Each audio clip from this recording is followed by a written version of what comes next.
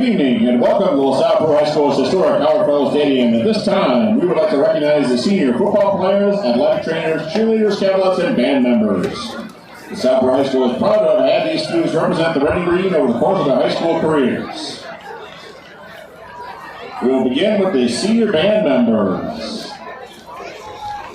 Alton Beck. Alton is escorted by his mom, Pam Beck, and his dad, Brad Beck. Alton has participated in band, tennis, and scholastic ball. After graduation, Alton plans to study music at the University of Illinois.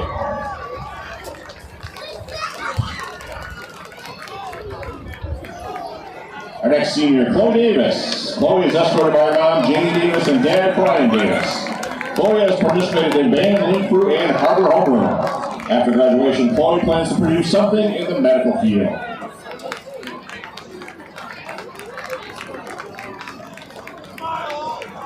Next up, senior Aiden Dempsey. Aiden is escorted by his mom, Bridget Dempsey, and dad, Dan Dempsey. Aiden has participated in marching Cavaliers.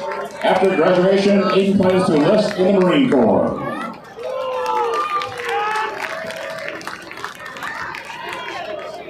Our next senior, McKenna Fanning. McKenna is escorted by her mom, Molly Fanning, and dad, John Fanning. McKenna has participated in bowling, band, and wind ensemble. After graduation, McKenna plans on majoring in environmental studies.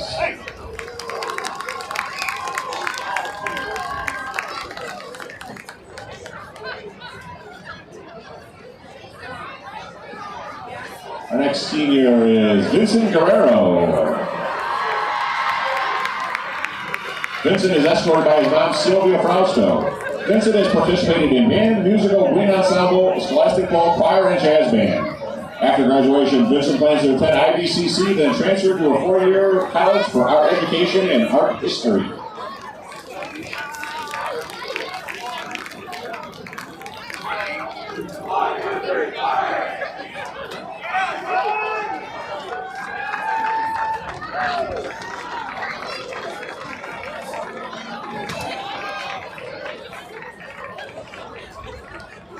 Our next senior, Amelia James. Amelia is escorted by her mom, Michelle James, and dad, Tom James.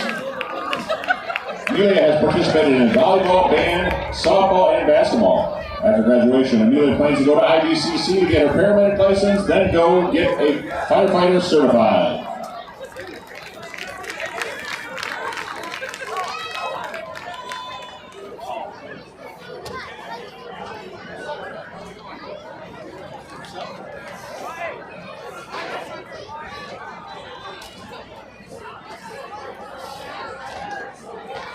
Our next senior, Joshua Nieto. Joshua is escorted by his dad, Guillermo.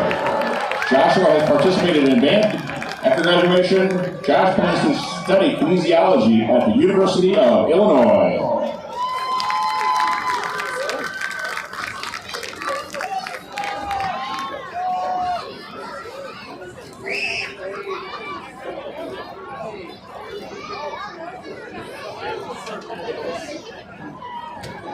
Our next senior, Cameron Parra. Cameron is escorted by her mom, Christy Parra, and dad, Christopher Parra. Cameron participated in band, wind ensemble, and bowling. After graduation, Cameron plans on working for the family business, Testing Corporation, as a wastewater operator.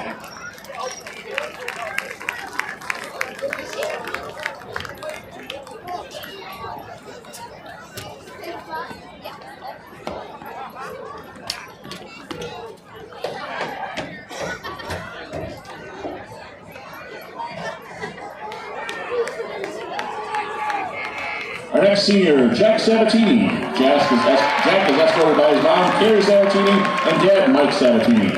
Jack has participated in band and tennis. After graduation, Jack plans to attend a university to get a degree in history education.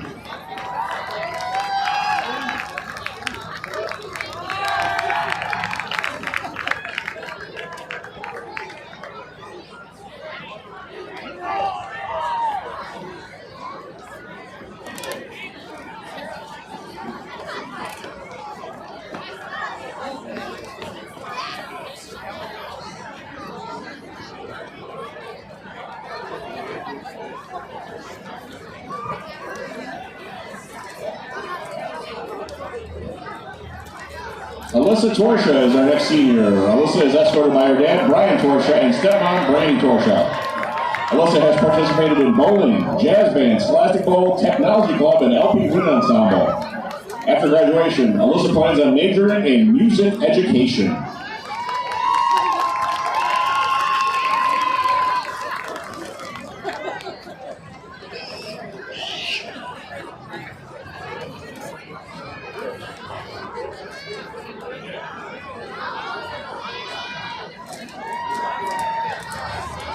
Our final senior for band is Stephanie Zanicki.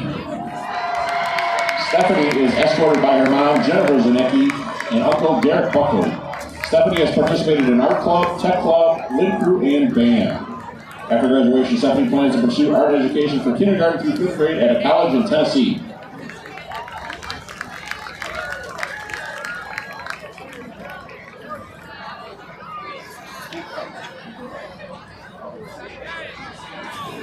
If I didn't have a live mic, I'd say bad things about you. You're thinking.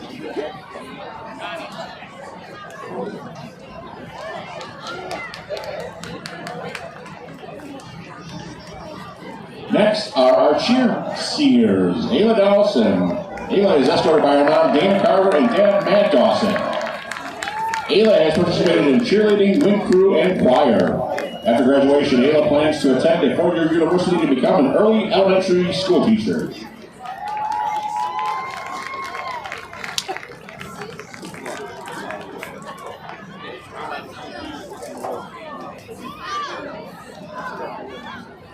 Our next cheer senior, Gabby Gonzalez. Gabby is escorted by her mom, Teresa Padilla. Gabby has participated in student council, cheerleading, cross country, track, lit crew, and senior board. After graduation, Gabby plans to go to college for nursing.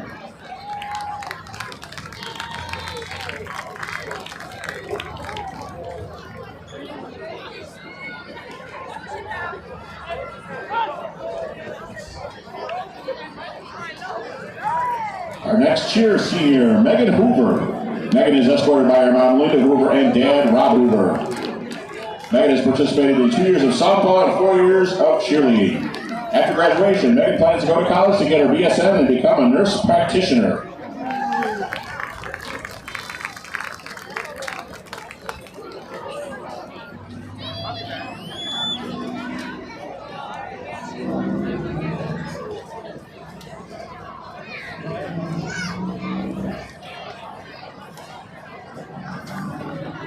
Our next senior, Sophia Block. Sophia is escorted by her mom, Carol Block, and dad, Tim Block. Sophia has participated in cheerleading, student council, junior and senior board. After graduation, Sophia plans to attend a 4-year university to study psychology.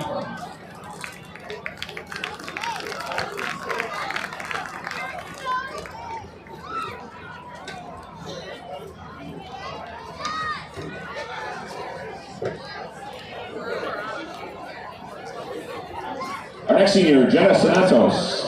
Jenna is escorted by her sister, Jordan Santos, and grandma, Barb Hall. Jenna has participated in cheerleading, junior and senior board, and student council. After graduation, Jenna plans to finish cosmetology school here and then move to Texas to attend a 4-year university while studying real estate.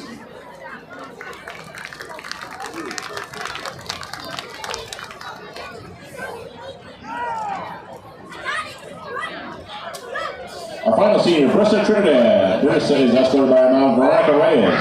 Brissa has participated in cheerleading, student council, and harbor homeroom. After graduation, Brissa plans to become a pediatric nurse. Those are your senior cheerleaders. And now to our Cavaliers. Our first senior Cavalier, Ella Sandor. Ella is escorted by her mom, Kim Mendoza, dad, Adam Sandor, and stepdad, Raul Mendoza. Ella has participated in Cavaliers for 4 years, Harbor Homeroom leader for 3 years, Cavs leader for 2 years, student board for 2 years, and Rotary Club for 1 year. After graduation, Ella plans to attend IVCC, then transfer to Illinois State University to study nursing.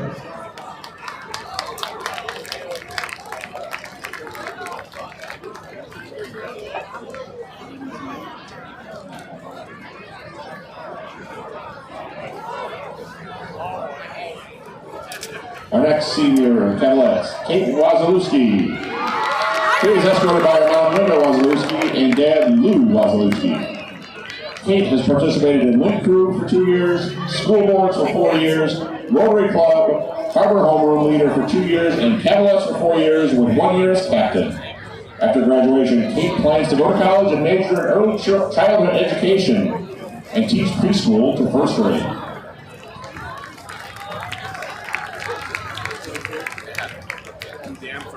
And now for our senior athletic trainer, Cassidy Baker. Cassidy is escorted by her mom, Carrie Baker, and dad, Brian Baker. Cassidy has been a member of Link Crew, Junior Band, Senior Board, and Student Athletic Training.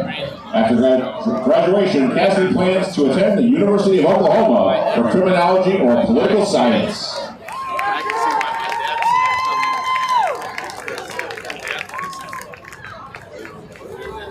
And that is our senior athletic trainer.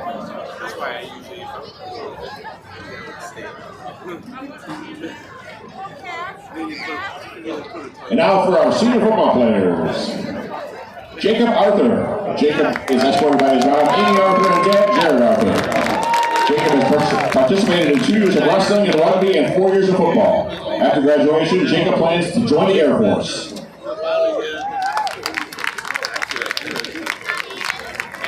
Our next senior, Adrian Arzola. Adrian is escorted by his mom, Charissa Arzola, and dad, Simon Arzola. Adrian has participated in 4 years of baseball and 3 years of football. After graduation, Adrian plans to go to college and play baseball. See ya. Now next, football senior, Danny Beavers. Danny is escorted by his mom, Cheryl Beavers, and dad, Chad Beavers. Danny has participated in 4 years of football and 2 years of baseball. After graduation, Danny will go to college for criminal justice.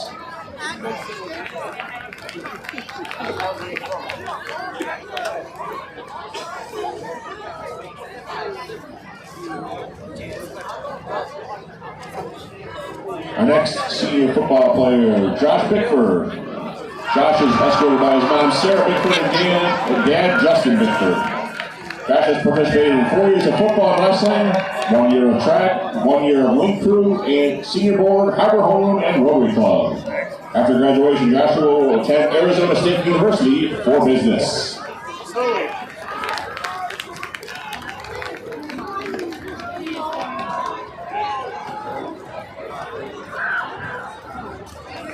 Next senior, Peyton Cumming. Peyton is escorted by his mom, Gina Williams, and dad, Mike Cumming.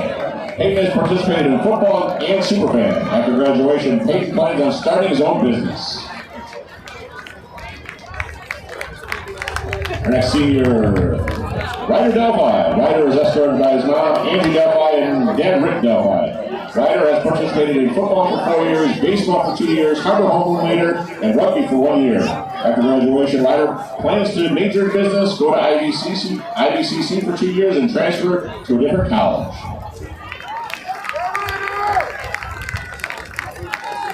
Our next senior football, Jacob Gross. Jacob is escorted by his mom, Liz Gross, and dad, Chris Gross. Jacob has participated in 4 years of baseball, 2 years of football, and 2 years of soccer. After graduation, Jacob plans on attending McHenry Junior College for baseball.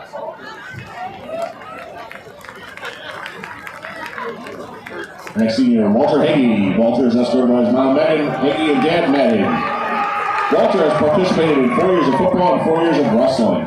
After graduation, Walter will attend trade school and become a diesel mechanic.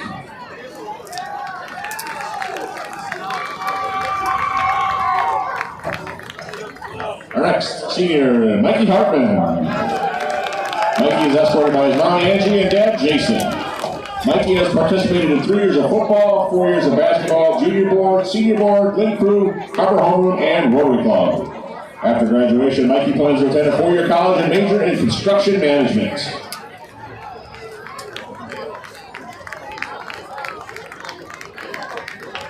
Next senior, Evan Haskell. Evan is escorted by his mom, Molly Miner, and dad, Jason Haskell. Evan has participated in 4 years of football and 1 year of Link Crew. After graduation, Evan plans on going to a 4-year college, applying for law school, and becoming an attorney.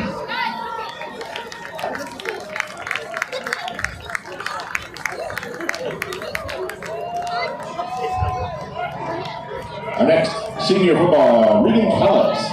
Regan is escorted by his mom, Sheriff Johnson, and dad, Chris Kellett. Regan has participated in 4 years of wrestling, 1 year of football, and 1 year of baseball. After graduation, Regan plans to get into the Pipe Fitters Local 597.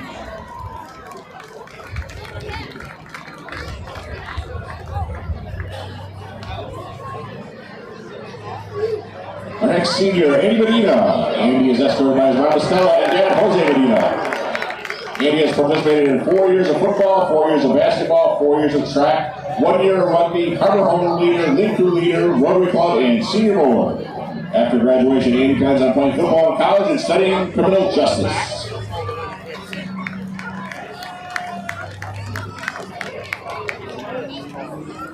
Our next senior, Reese Milas. Reese is escorted by his mom, Ashley Saylor, and dad, Brian Milas. Reese has participated in football and basketball. After graduation, Reese plans on joining the Marine Corps and becoming an officer.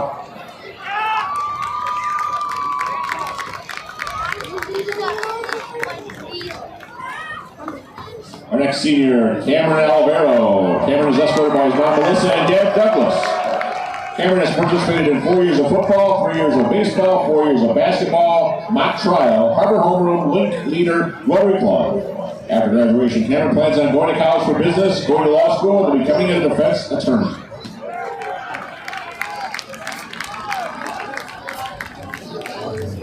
Our next senior, Bradley Perez. Bradley is escorted by his mom, Ariel, and dad, Robert. Bradley has participated in 4 years of football, 4 years of wrestling, and 1 year of rugby.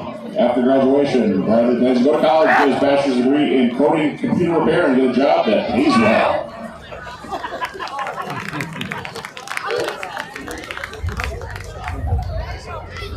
Our next senior, Zach Pasavasa. Zach is escorted by his mom, Aaron, and dad, Tom Pasavasa. Zach has participated in 4 years of football, wrestling, and track. After graduation, Zach plans on going to a 4-year college and majoring in management.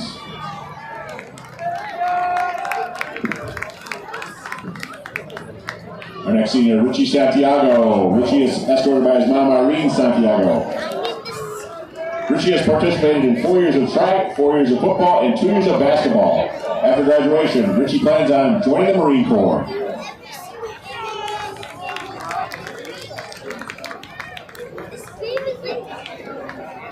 Our next senior, Cameron Taylor. Cameron is escorted by his mom, Jennifer Taylor, and dad, Jimmy Taylor. Cameron has participated in 4 years of football at senior board. After graduation, Cameron plans on attending IVCC to become an electrician.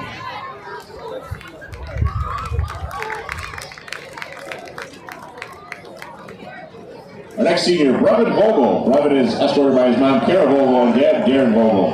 Brevin has participated in 4 years of football, 2 years of basketball, 4 years of baseball, senior board, and Harbor Homeroom.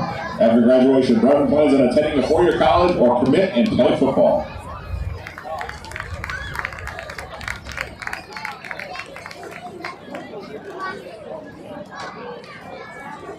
Our next senior, Cordell Wheatley. Cordell is escorted by his mom, Latanya Best.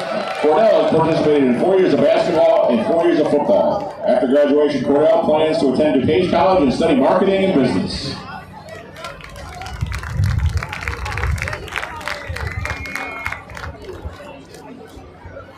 Our next senior, Tyler Whitsett. Tyler is escorted by his mom, Julianne Overhart. Tyler started his junior year wrestling and 1 year of football. After graduation, Tyler wants to be a welder.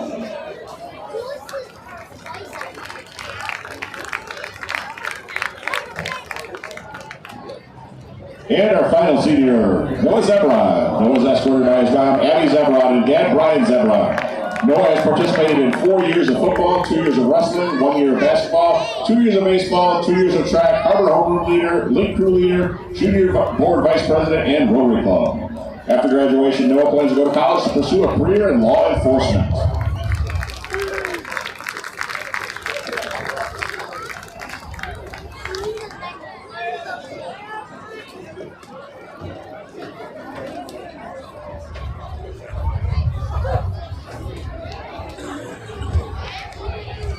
Ladies and gentlemen, these are your senior football players.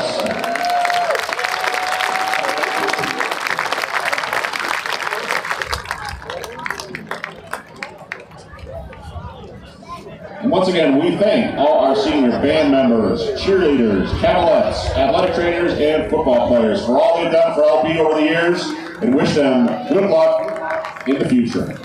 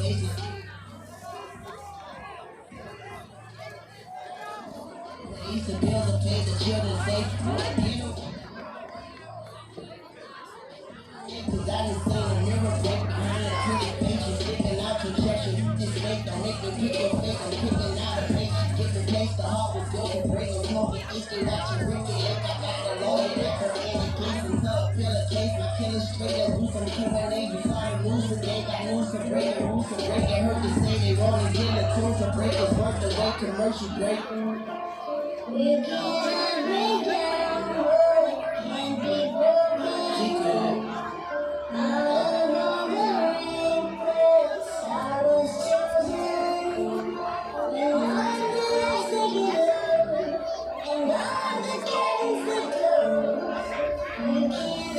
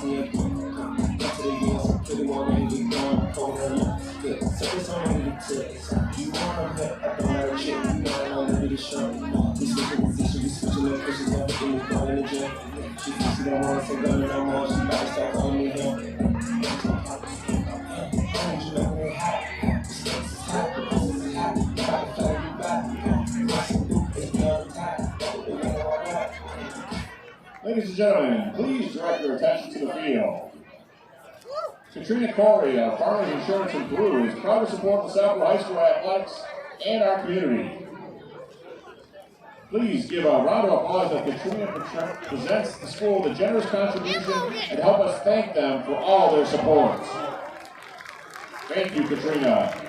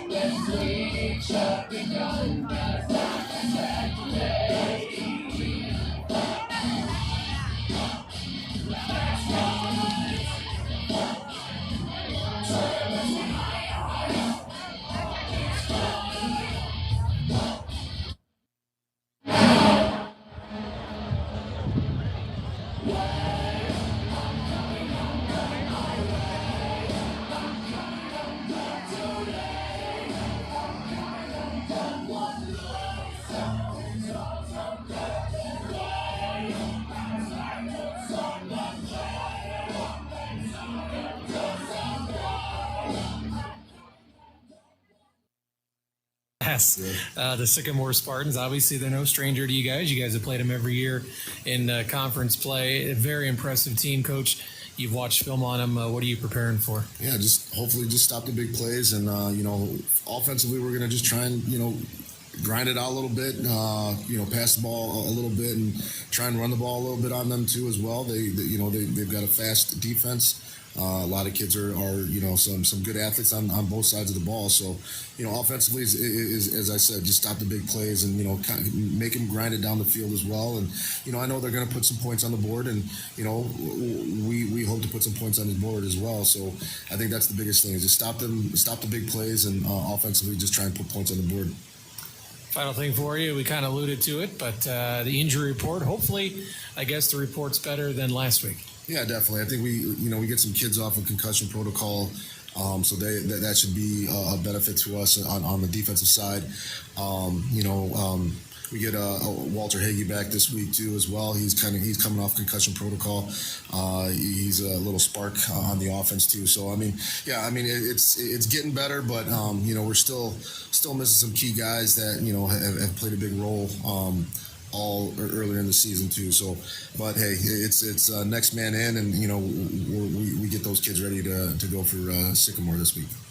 Yeah, it should be an interesting game. Obviously, going to see one of the better teams, some Division I players, and it's see if the Chad Cavaliers are up for the challenge. And it's one of those things. Everybody should get up playing this good of a team and see what you got. Yeah, definitely. I think it's one of those things that you want to try and compete against and do your best to try and compete against a good team like that. So, our kids are going to be ready to go, and we're going to give 110% to try and get that victory. Thanks a lot, Coach. All right, thank you. Grab your pet, put those poo bags in your pocket, and head out to Starved Rock Lodge for Tales on the Trails. Every month, a different activity you can do with your furry friend, or feathered friend, or even scaly friend. Go to starvedrocklodge.com.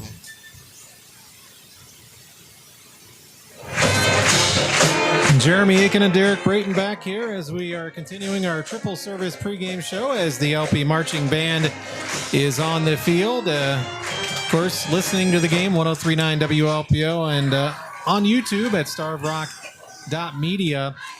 We're going to take a little break here coming up, and when we come back, we're going to have our opening kickoff. We're about 7 minutes or so away from kickoff here, and when we come back, I'm going to pick my partner's brain. We're going to decide what we're going to go with for our keys to the game, brought to you by Surf Internet. Kickoff about 7 minutes away from Cavaliers Spartan football, Howard Fellow Stadium. Stay tuned. I'm Marty Persich, owner of Map Quality Fencing and Decks. My son Marion is the new freshman quarterback of your LaSalle Peru Cavaliers. His grind and dedication on the field is something that inspires us here every day at Map Quality Fencing. We channel that same dedication into every project we do, offering many low-maintenance fence and deck options that are backed by lifetime warranties. So whether you're in need of a brand new deck or a safe place for your pets to roam, give us a call today at 815-579-2435 or visit mapqualityfencing.com. Tired of your internet buffering when you need it most? You need Fiber Me Fast, powered by Geneseo Communications. Fiber Me Fast 100% underground fiber network keeps you up and running with lightning fast speeds. And you get local customer service and support, unlimited data, free professional installation, and a free modem with your service agreement, all for less money. If you need a faster, more reliable connection for streaming, gaming, or working remotely, you need Fiber Me Fast, powered by Geneseo Communications Fiber Internet. Learn more and register your address at fibermefast.com. A tradition of news and sports. 103.9 WLPO. Starved Rock News, Talk, and Classic Rock.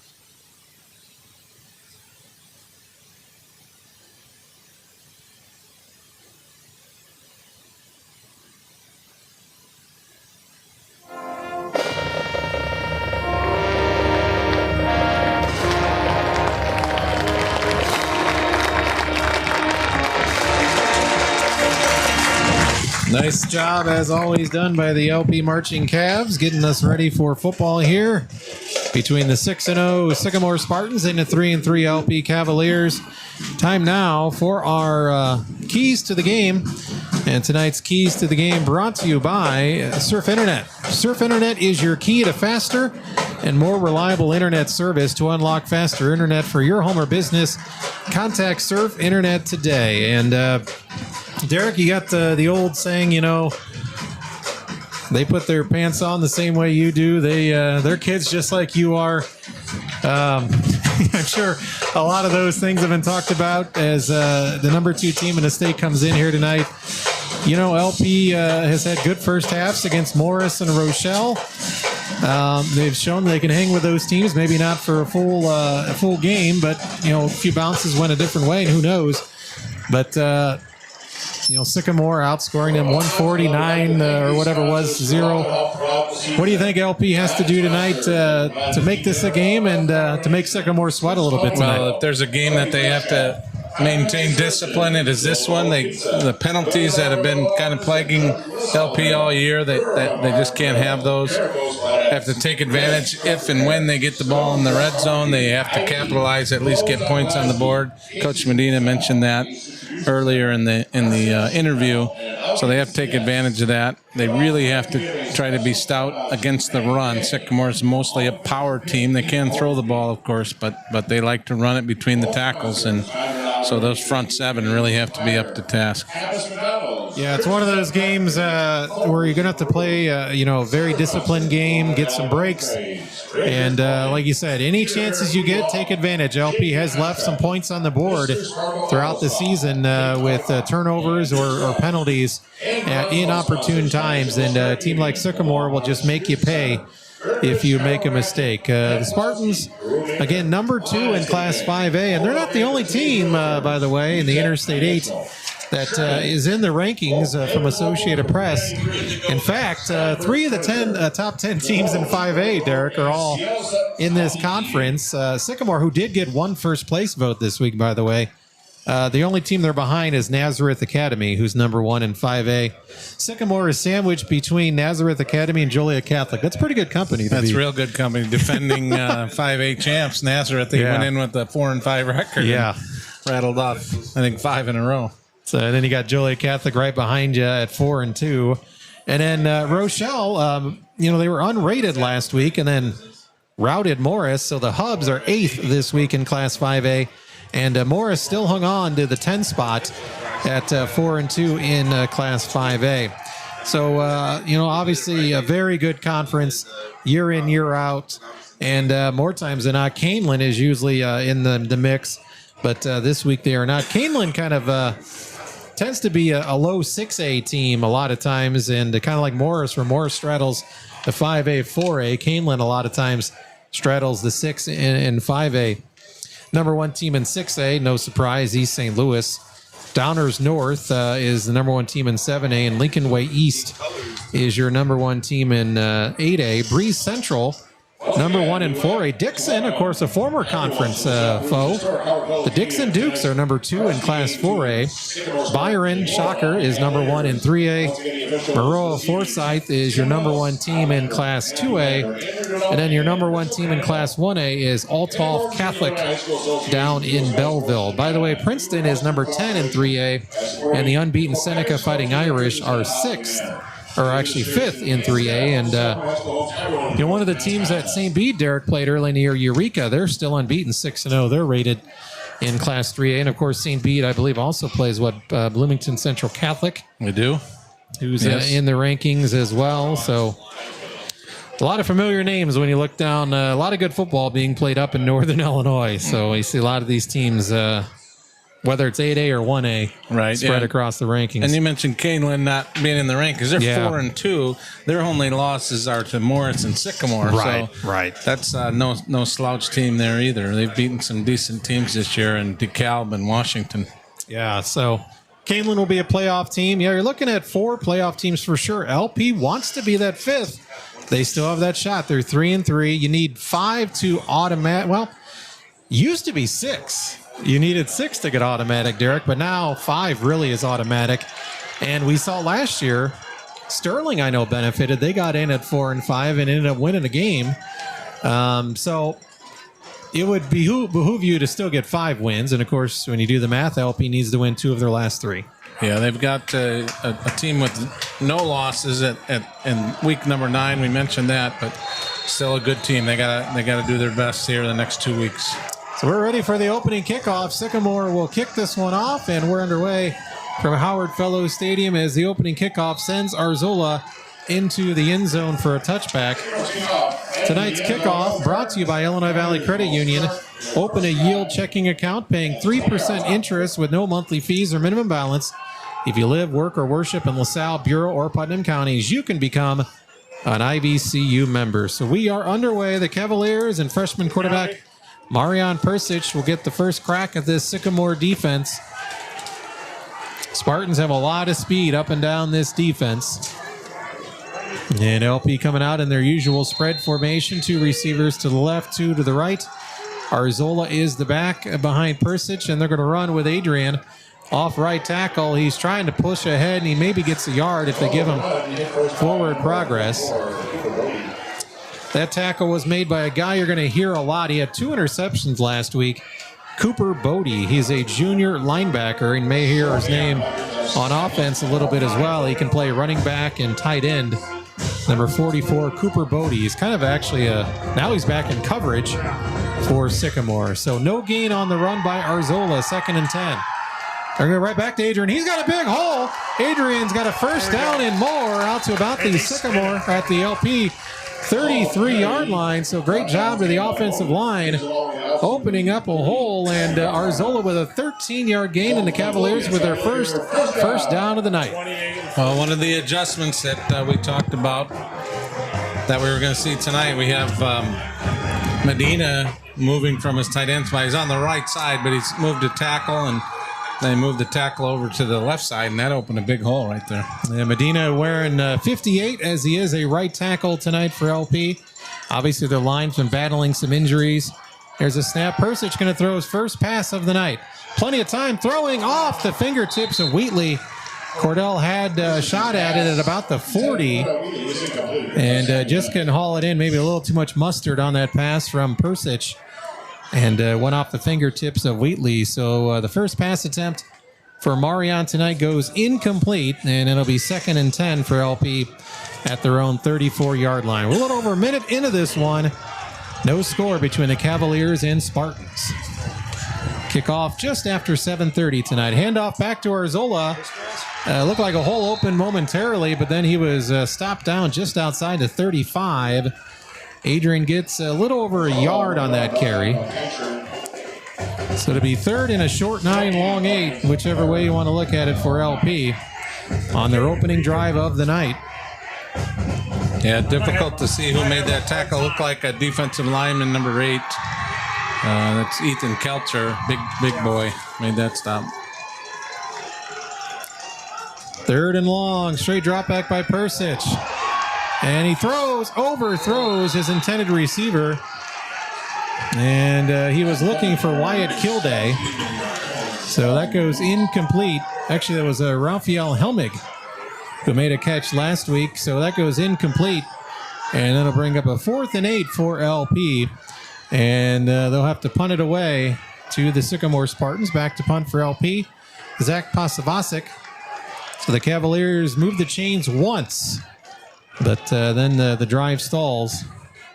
A couple incomplete passes for the Cavaliers. Sycamore runs into the punter. Yep. That's going to be a first down. Pasavasic somehow Zach stayed on his feet.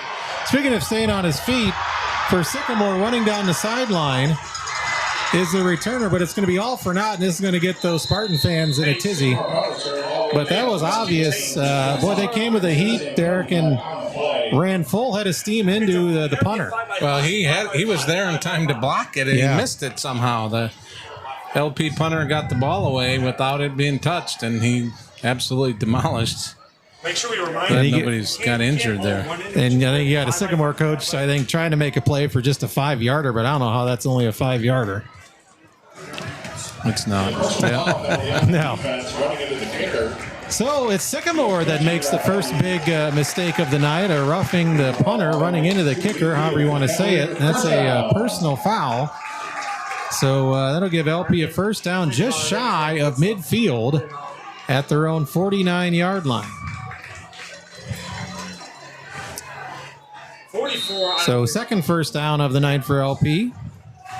One was via the ground from Arzola. That one, the benefit of a personal foul penalty on Sycamore. Well, the freshman quarterback back on the field with Arzola in the backfield, and I think we got a false start. So LP with their first penalty of the night. False start penalty on offense. So they get the benefit of a penalty on Sycamore, and LP gives them back 5 yards. Yeah, that's a tough start to a drive. Now you're 1st and 15. And we just missed tackles. I mean, plain simple. First and 15 for the Cavs at their own 44-yard line. Persich turns, hands it off to Arzola. Not a lot there. Adrian got back maybe to the line of scrimmage, and that's about it. They're going to give Preble, number 5, the tackle for Sycamore. No gain on the carry for Arzola. It'll be 2nd down and 15. Figure it's going to be tough sledding, but you got to keep trying to take cracks at it, Derek, and get the running game. You can't just try to put it all in the freshman quarterback's shoulders. Right.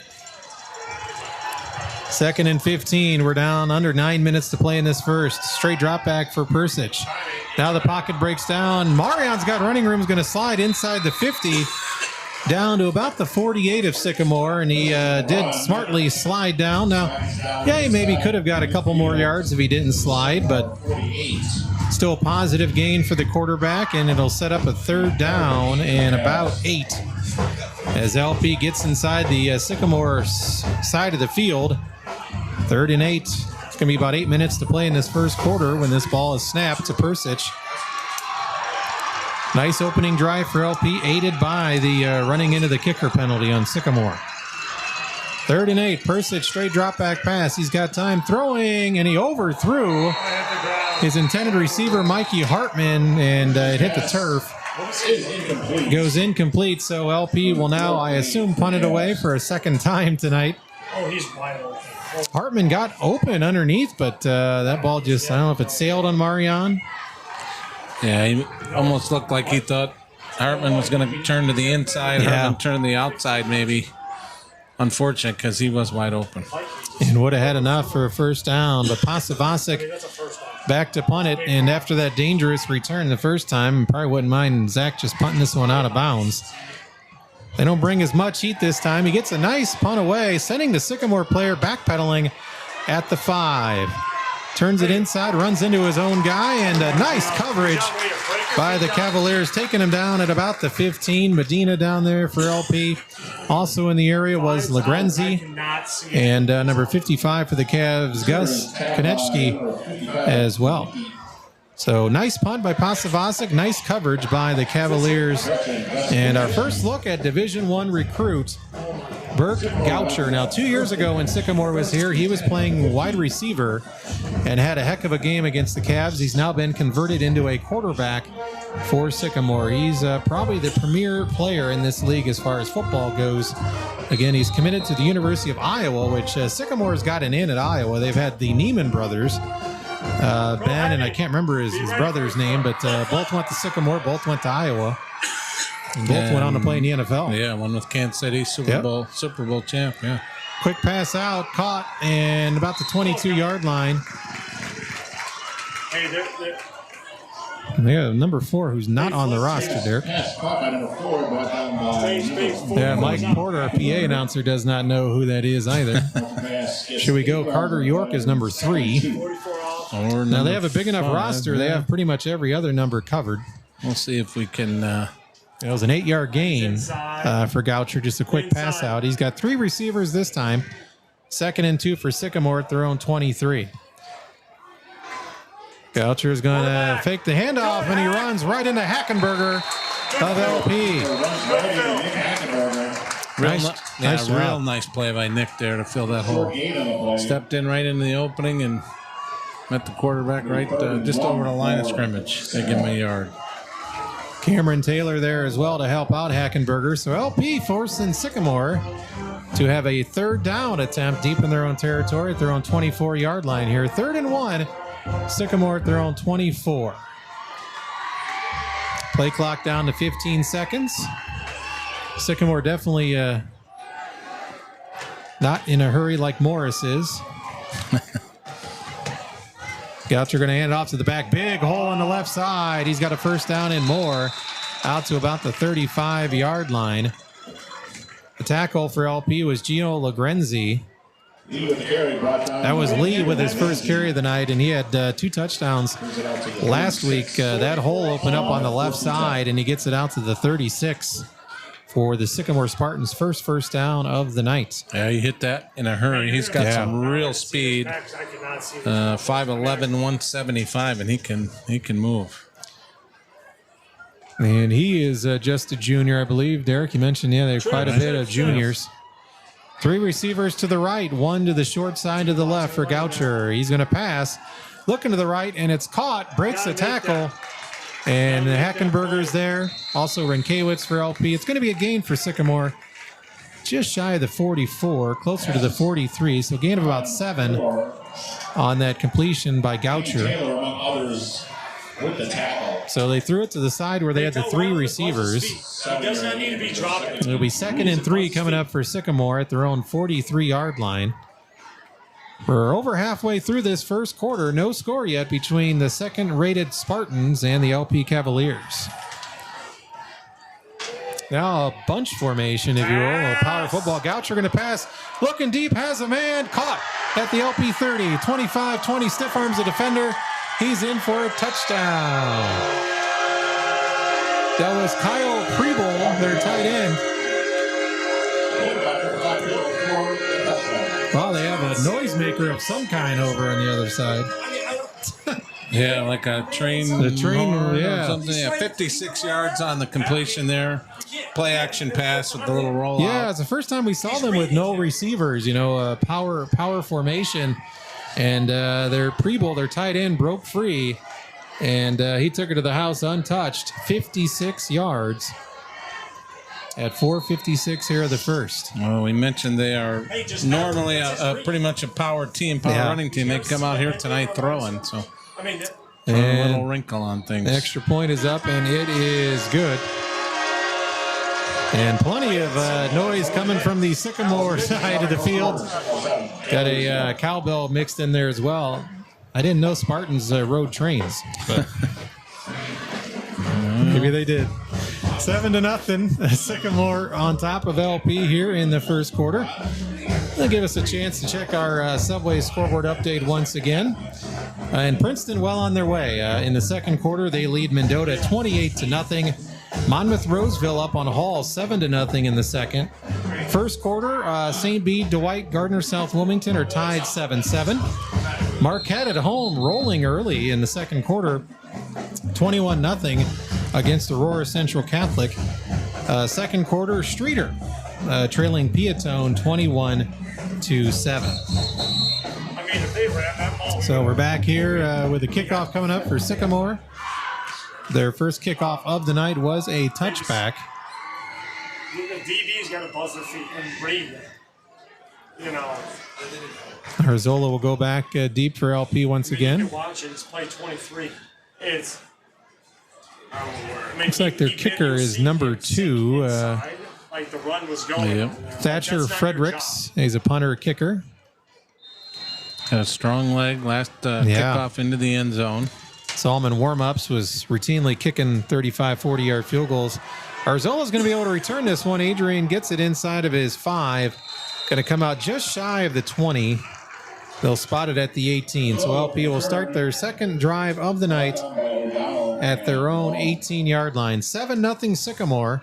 4:50 here into this game. Sycamore with a big pass play to their tight end, Preble. The kick was good, and we'll go 56 yards on the pass on their first possession of the night. Cavaliers' first drive, they drove down into Sycamore territory, but the drive stalled just inside midfield. Arzola in the backfield again with Persich. And they're going to pitch it this time. Arzola stiff arms the defender and gets about 3 to the 21-yard line. The punter and kicker, Friedrichs, who plays defense as well as a DB, pushed Arzola out of bounds. So give Arzola 3 yards. It'll be 2nd and 7 coming up for LP. That time they pitched it outside.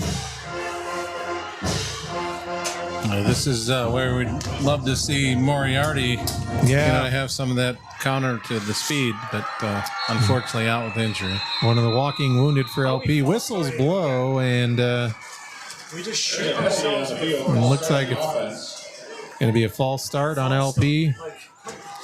So that'll move him back 5 yards, back to the 16-yard line. And it'll be 2nd down and 12 for the Cavaliers. Clock stopped at 4:45 of this first quarter. 7-0 Sycamore on senior night. Sycamore also won the freshman-sophomore game 20-8. It was an 8-8 game at halftime. 3 receivers for the Cavs. Persich in the pistol. Marion will turn, fake the handoff. Nope, he did hand it off to Arzola. They passed. And Adrian got almost the penalty yardage back.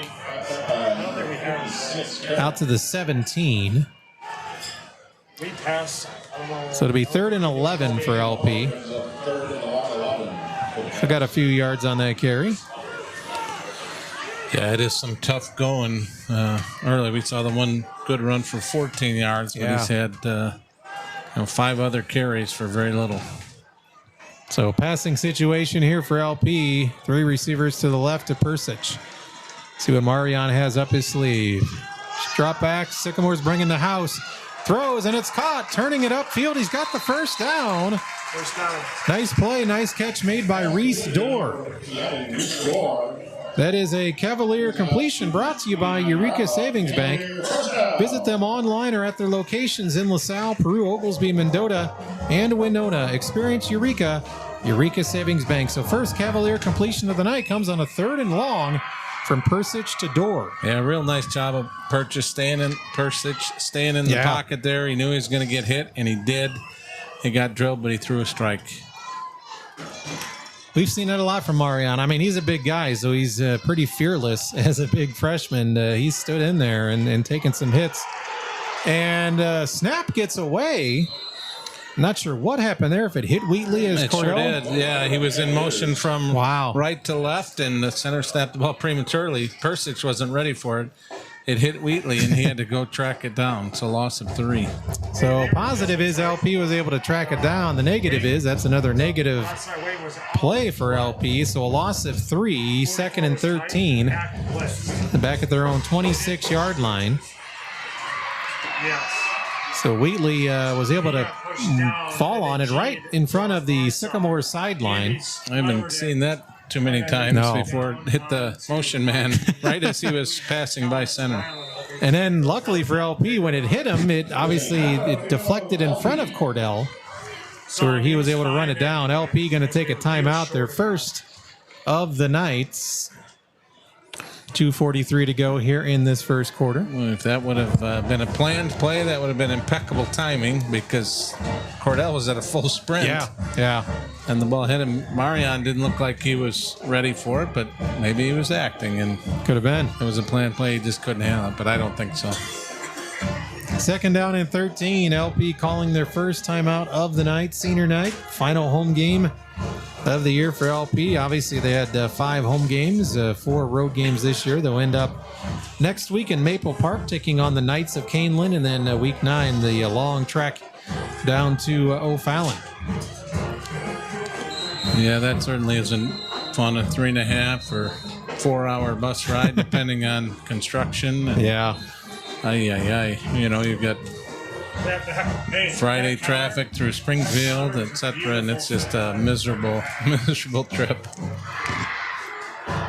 Him and Cam Taylor. 2nd down and 13 for LP. Hopefully that game will mean something for sure for the Cavs, and they'll have some incentive with a victory in that game.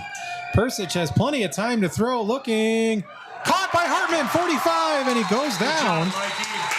Hartman with the catch on the 2nd and 13, first down. Hartman out to the 48-yard line. That's a 22-yard pass. Persich to Hartman. That's a Eureka Savings Bank Cavalier completion. Yeah, I really give credit to the offensive line there. He had a lot of time to throw, look things over. Hartman got open behind the linebackers, I guess. He was down the field quite a ways, but the defensive backs were deeper than that. And he was in between, so. That's the thing. If you give Persich that much time, he's more times than not going to make a defense pay. And, starting mid-season, Persich to Hartman's become a great combination for LP.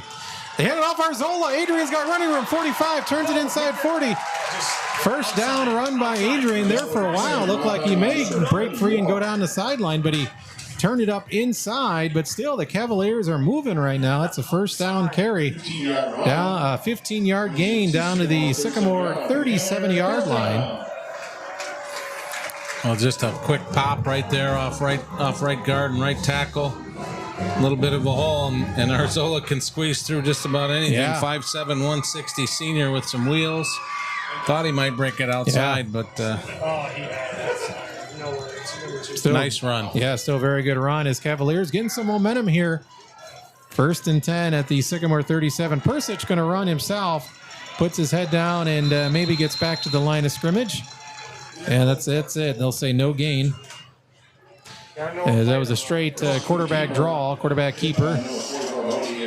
Bodie again with tackle for Sycamore. No gain. 2nd and 10 for LP as we're counting down to a minute to play here in this first quarter. 7-0 Sycamore, but LP is on the move. Their second drive of the night. Both drives so far have moved into the Sycamore side of the field. This one now down to the Spartan 37-yard line. 5 seconds left in the play clock. Persic gets it off and handed off to Arzola, trying to outrun the Sycamore defense. He outran a couple players, but another linebacker ran him down. Just great speed.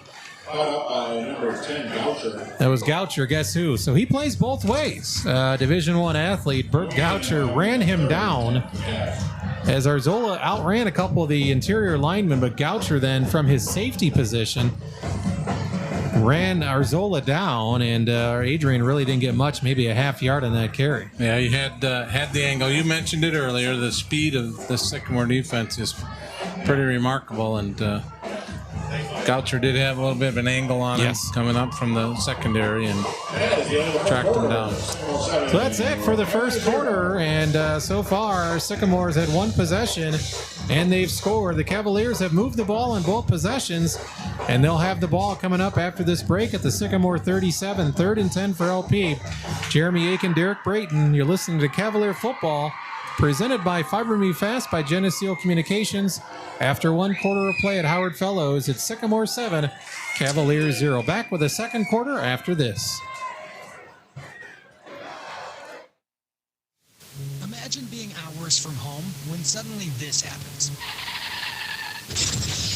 A father and his son were recently driving through on 80 when a deer ran out in front of them. They were fine, but their car, not so much. They ended up at Heartland Auto Body in Princeton, where the man's wife says Heartland exceeded our expectations by far, making managing the repair remotely much easier. And the car looks great. Whether you're close to home or hundreds of miles away, it's good to know you've got good help. Heartland Auto Body in Princeton. Stick around for more great rock after the game on 103.9 WLPO. Starved Rock News, Talk, and Classic Rock. Jeremy Aiken, Derek Brayton back here at Howard Fellows Stadium as we go into this thrilling second quarter, brought to you by Spring Valley City Bank. Football isn't the only winning program with a rich history in our community. Spring Valley City Bank's been helping the community with all their banking needs for 119 years. Cavaliers 3rd and 10. They've completed a longer third down attempt on this drive. So let's see what the Cavaliers have this time. They go with 4 receivers. Persic, the quarterback. Arzola, the back. 3rd and 10 LP. Wheatley went in motion. Persic going to give it away. Gets hit. And wow, right there, timing it perfectly, I guess, was Goucher.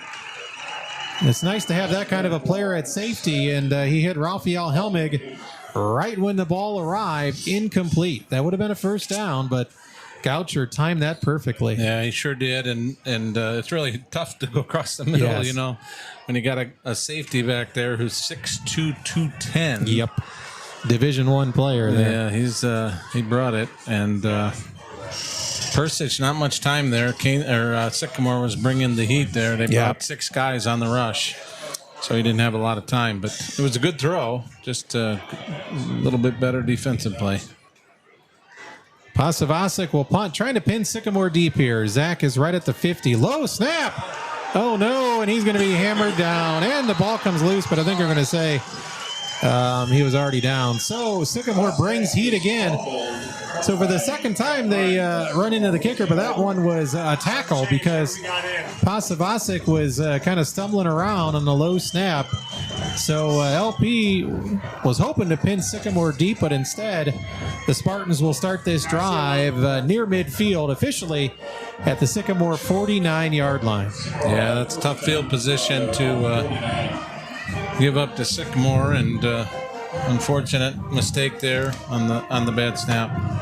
So that's pretty much as good as a block right there. So second look tonight at Goucher and the Sycamore offense. Again, rated second in the state. Twins open H. They've now scored over 200 points on the year. Eyes. And they're going to run a jet sweep. And turning it inside was that mysterious number 4. We're going to go with Carter York. I'm making an executive decision. He's a senior wide receiver. And he moves it down to the LP 45. Olivero gets the tackle. Gain of 6 on the jet sweep. So Sycamore will have it 2nd and 4 at the LP 45-yard line. We'll be good with Carter York as long as number 3 doesn't show up on the field. Yes. Doubles. That's true. Well, now we're back to that formation, Derek, where they threw that touchdown pass. This time, though, they do play power football, and Hackenberger's there. Also there was Owen Rowicki. And up front as well was Cameron Taylor. Yeah, they tried that play again off right tackle, and Hackenberger showed him the first time wasn't a fluke. He was there again. That was Lee with the carry, and no gain on the play. So 3rd down and 3 coming up for the Spartans. They're at the Cavalier 44-yard line. 7-0 Sycamore. 10.5 minutes to play here in the second quarter. Inside 40. Goucher back in the pistol. See if he calls his own number here. Counter. Nope, he's handing it off, and the back turns it up after he got some blocks. He got the first down. He had time to kind of survey, let his lineman make the blocks, and that was Lee with the carry once again. So that's just a simple, we're going to get behind our big guys, give them time to block. And Lee just waited for the hole to open and needed 3 and got more than that down to the LP 39. Yeah, 2 offensive linemen pull there out to the left, and Lee just kind of took his time, as you said, and waited for the big bodies. Inside. 1st and 10, Sycamore at the LP 39. They send a guy in motion. Let's see if there's a penalty on Sycamore. And yeah, Spartans are moving back. So Sycamore with their 2nd penalty of the night. That'll be of the 5-yard variety. Moving back to the LP 44. 1st and 15 for Sycamore. It's their 2nd possession of the night.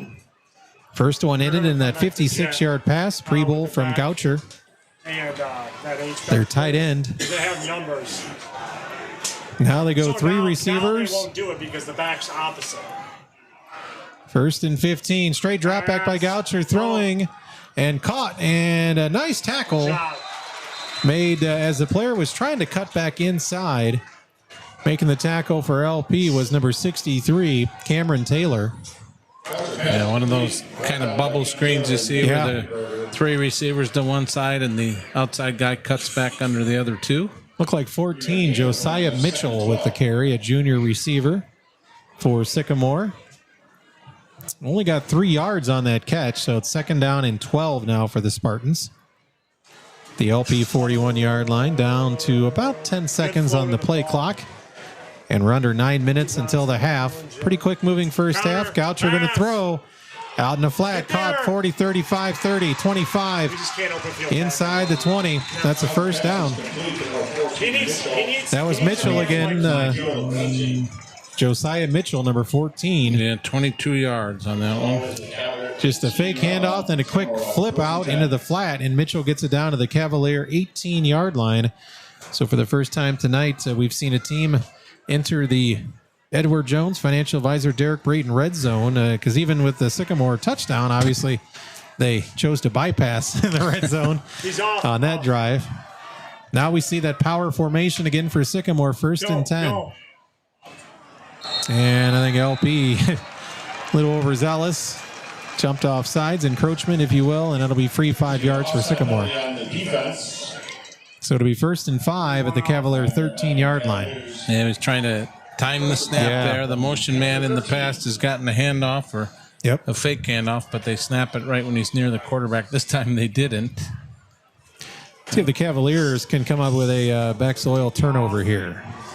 Off. 2 backs in the backfield behind Goucher. Goucher goes under center. And he hands it off to the first man, the fullback, who has a first down. He's hesitating. Down about the 6. 25. That was Lee again, number 25, Kevin Lee. And he sets up a first down and goal for Sycamore at the LP 6. He's got to go right away. So they had a player going in motion. They handed it off to the fullback, Lee. And Lee is the lone man in the backfield now behind Goucher. 1st and goal, Sycamore. And Lee gets the ball. And he's going to be stopped at about the 1-yard line off left tackle. So 2nd and goal for Sycamore at the LP 1. Hartman gets credit for that tackle for the Cavs.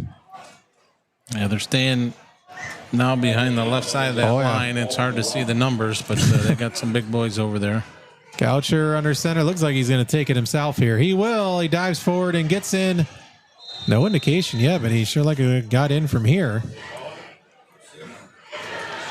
And they do say a touchdown. When you got a big guy like that, 6'2", over 200 pounds, Goucher just takes it in from 1 yard out. And a methodical drive there for Sycamore. Nothing fancy.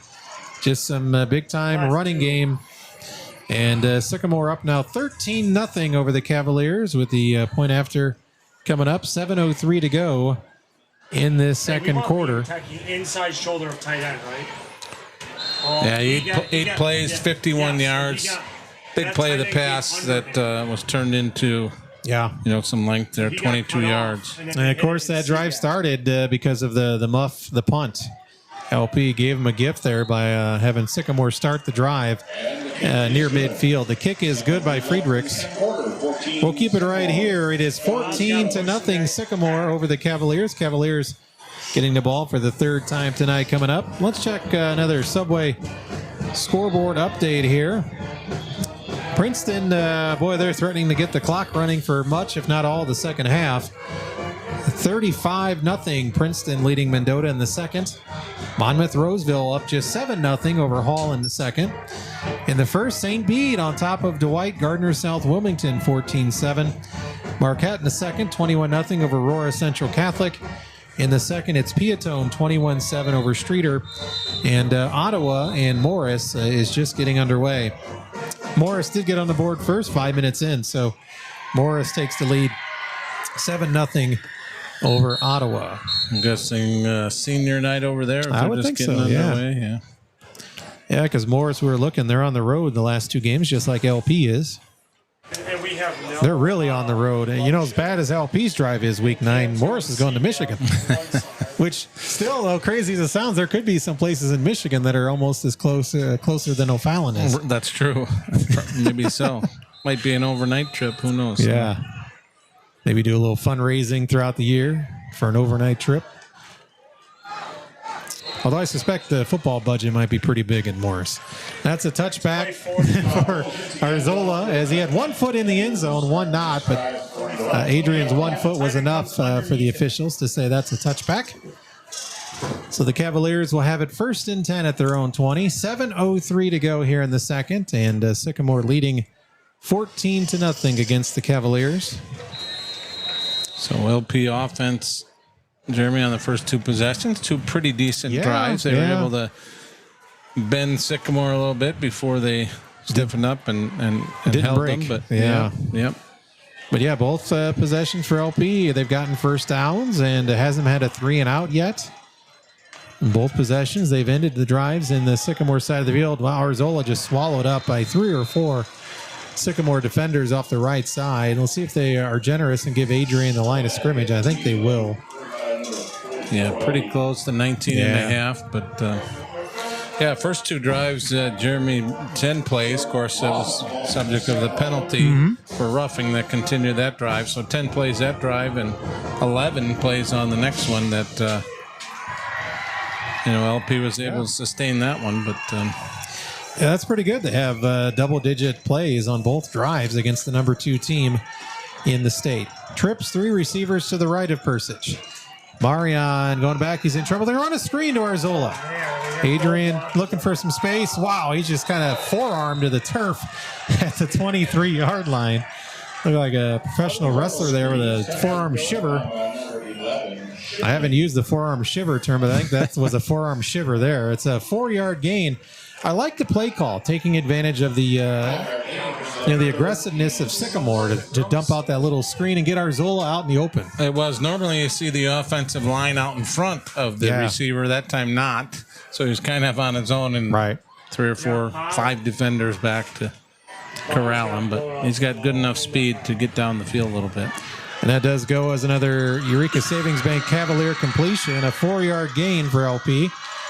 They're looking at a 3rd and 6 at their own 24. Persich straight drop back throwing and almost caught. He reached out. Oh, they're going to call it pass interference. Diving for that ball was Reese Dorr as he did the slant pattern. And I think they're going to call Sycamore for a pass interference. That's going to give the Cavaliers a first down. It's kind of a bang-bang play, but the judgment of the official got there a little bit early. So the Cavaliers will get another first down thanks to a Sycamore penalty. A fresh set of downs for the Cavs, so they still have not gone 3 and out tonight.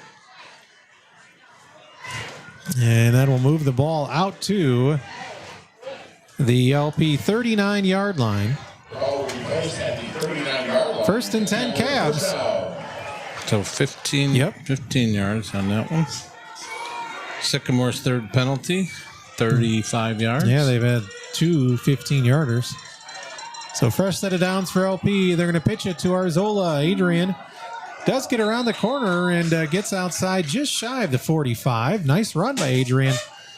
About 5.5 yards on that carry as he kind of tiptoed the sideline at the very end. The referee signaled keep the clock running also. That was odd. Clearly out of bounds. Kind of an NFL type ruling there where you just keep the clock going. It doesn't exist in high school. No. Yeah, and he really wasn't, Adrian pretty much kind of went out of bounds on his own. He wasn't looking to get any more yardage by the time he reached the 45 because he knew there was 2 or 3 Sycamore defenders there. So we're down to 4.5 minutes to go. 2nd and 4 here in the second quarter. 14-0 Sycamore. There's a pass out in the flat to Hartman. Mikey turns it upfield, and he's got a first down. Just a quick one-step drop, and Persich looked out to his right, found his top receiver, Mikey Hartman, who moves it down into the Sycamore side of the field once again, as Cavaliers will have it 1st and 10 at the Spartans 48. Yeah, Marion's now 4 of 7. He's completed the last 4 in a row. And 2 to Hartman, and he sprinkled it around a little bit. Arzola and Dorr. And he's without his normal tight end. Yeah, target. Medina. Yep. Yeah, Medina now playing tackle. So, and of course he's without one of his top receivers in Noah Zebron. 1st and 10 LP at the 48. They're going to hand it off to Arzola. Adrian fights off the first tackler, cannot get away after that. And he's going to get back basically to the line of scrimmage. They'll give that tackle for Sycamore to Christopher Larson, another junior defensive lineman. A few inches of gain, maybe a half yard on that gain for Arzola. Down to under 3.5 minutes. There's about a 3-second difference on the game clock and play clock. Going to be about close to 3 minutes to play here in the second quarter.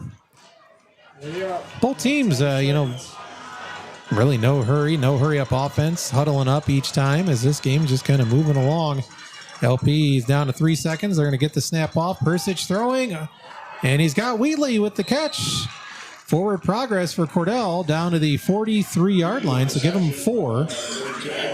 Boy, I tell you, if this is their LP plan, I would they're doing it perfectly. They're taking all the time. Well, taking all the time off the play clock and keeping Sycamore's offense off the field.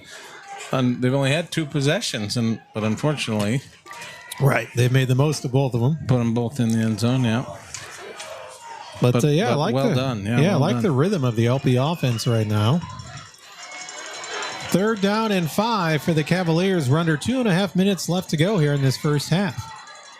Persic faking the handoff. He's looking to throw. Has a man out in the flat, and he's hammered down. Got a couple yards. That was Walter Hagee. Nice to see Hagee back. He was out last week due to an injury. And he gets 2 yards. So that'll set up a 4th down. A conversion attempt coming up for LP. Ball just inside the Sycamore 42-yard line. That's another Eureka Savings Bank Cavalier completion as we're now under 2 minutes to go here in this first half. And we mentioned this a couple weeks ago. We seem to be trying to throw long passes. I think they were playing Rochelle, trying to continually go down the field. Need to shorten up the passes, take what the defense gives you. That's what they're doing here tonight. And they're going to take this all the way down to 1 second and use their second timeout as Coach Medina had Marion at the sideline. But there were some times we've seen it, Derek. There were times where, Marion and the LP offense seemed to kind of fall in love with the home run, trying to look for the big play every time. But against Sycamore, if they're going to give you, the underneath 3, 4, 5, 6 yard pass plays, you got to take them because positive yards is what you need to keep doing against the Sycamore defense. Right, and they're taking them, and unfortunately the receivers are taking the hits. Yeah. Sycamore's, coming to play on defense, but that's the price you got to be willing to pay, and the receivers have done a good job of it so far. Marion, I know, is taking some hits at quarterback as well. Another update from Morris and Ottawa. We figure Morris will be pretty angry after falling last week to Rochelle, and it is 21-0 Morris in the first quarter over Ottawa. So that game on pace to be a running clock, perhaps. Sycamore and Morris will have a big showdown next week. There's been more than one time that's been decided the conference title over the years. Yeah, it sure has. Even back in the day, we played Sycamore up there for the conference championship as well. So we're back here after the timeout. LP's got 1 timeout left. Let's see what kind of play call they come up with. 4th and 3 at the Sycamore 41. Persic is going to pass. Marion's going for the home run ball to Hartman and overthrows him. And they are going to give the pass interference as Hartman was getting pulled. 2 different officials threw flags, so LP will get another first down. And unfortunately, Derek, if this was the NFL, it would be from the spot of the pass interference, which would be about the 15-yard line. But still, this will move the ball down inside the 30. Well, that was Goucher, I think, back there, and he was beat. Hartman had him beat. Yeah. The throw was, I think, going to be long, overthrown anyway, but he certainly grabbed Hartman and didn't let him try to catch up to it, so big penalty. If you're Sycamore, I guess the argument you would make would be, was that even catchable? The ball sailed, but it was in play. It wasn't like it sailed out of bounds, like well into the sideline, so... Yeah, I think, it was within reason that he might have been able to catch it, but we didn't know because he got yanked backwards. So, LP in business, 1st and 10 at the 27, and whistles blow. Let's see what we got here. Head officials walking towards the LP sideline. It might be a player that has to check out. I guess Wheatley's got to come out. Hagee comes in. I'm not sure what the deal is. Oh, they're going to put change the time a little bit. Looking to add a few seconds from 117 to 120. So that'll benefit the home team by having a few more seconds here on this drive. This will be the 10th play of this drive. So wow. LP getting it done. 1st and 10. Persic going to run with it. And Marion trying to go forward for a little something, but not much. He took it and then kind of used Arzola and Hagee as blockers out of the backfield, and no gain for Persic. That's one thing that Marion's not been able to get going tonight is really anything on the ground. So to be 2nd and 10 LP, and we're under a minute. Sycamore definitely not gonna. Is LP gonna use? They're going to use their last time out. Yeah, Marion looks a little shaken up, just a little bit. Yeah, he's limping a little bit. He's been taking some hits. Really wasn't a hard hit there, but might have when he got brought down. Yeah, there was a couple guys there. He might have got pinched a little bit. Looks like he might have the wind knocked out of him just a little. So LP uses their final timeout at 48.7 seconds to go in this first half. 2nd and 10 at the Sycamore 26-yard line. All 3 drives tonight for LP have been, time-consuming drives, double-digit plays, and all 3 drives have been well into the Sycamore side of the football field. Unfortunately, no points to show for it. Right. This one started clear back at the 20 after the receiver Arzola had a foot in the red paint, and they've really done a nice job moving the ball with some short passes and snuck one run in there for 15 yards. So they got to be aware of the clock. If they catch the pass and stay in bounds, they got to move it up to the line here. 2nd down and 10 coming up for LP at the Sycamore 26. 14-0 Spartans. Safety roll down, number 10. Yeah, out of timeouts. I should be able to get 2, maybe 3 plays here comfortably. Trips 3 receivers to the right for Persic. Hagee is in the backfield. Marion going to throw. Pocket breaks down, and Marion's going to get sacked and fumble it. LP recovers it, though. Let's go. They got to get going. Yep. Recovering it was Gus Konechny as Persic got sacked. Yeah, It'll be a loss. He is limping, too. At the 28. Down to 25 seconds. They've used all 3 of their timeouts. Persic fumbles the snap. Marion rolling right. He's got time. Now he's running. He has a man wide open. It's Arzola. Adrian turns it upfield and goes out of bounds. Adrian was out there all alone and saying, "Find me, Marion." And Marion, who was running for his life, did a heck of a job finding Arzola after being under duress. Yeah, Marion with his eyes downfield. Yeah. Arzola was only about 5 yards deep, and at the last minute, he spotted him wide open right in front of him. So that's another Eureka Savings Bank Cavalier completion. And for the first time tonight, the Cavaliers are in the red zone, brought to you by your local Edward Jones financial advisor, Derek Brayton. Being in the red zone in football is great, but not so much in real life. Let Derek Brayton help move you to a financial touchdown. 1st and 10 Cavs at the Sycamore 15-yard line. Persic going to roll left, right-handed quarterback.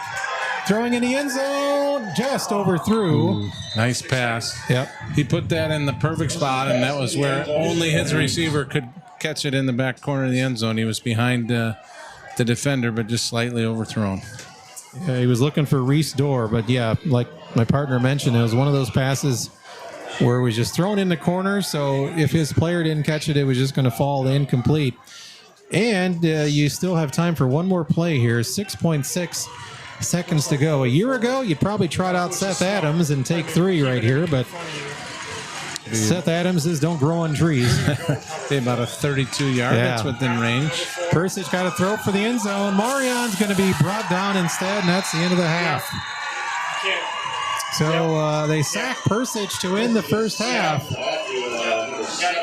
Cavaliers with another nice drive, but unfortunately comes up empty in the end as they just simply ran out of time as they had to use all 3 of their timeouts. And that one had to go to the end zone, so Marion had to wait for his receivers to get their deeper routes, and he didn't have time. The defensive line got to him ahead of time. He stepped up into the pocket, but they were waiting, unfortunately. So we go to the halftime break. Cavaliers have been right in this one with Sycamore thanks to some ball control offense. Unfortunately, the Spartans do lead 14-0, and Sycamore will get the football to start the second half. As we head into our halftime show, we'll be back in 3 minutes. It is Sycamore 14, LP nothing. You're listening and watching Cavalier football on our Star Rock Media YouTube channel and listening on 103.9 WLPO.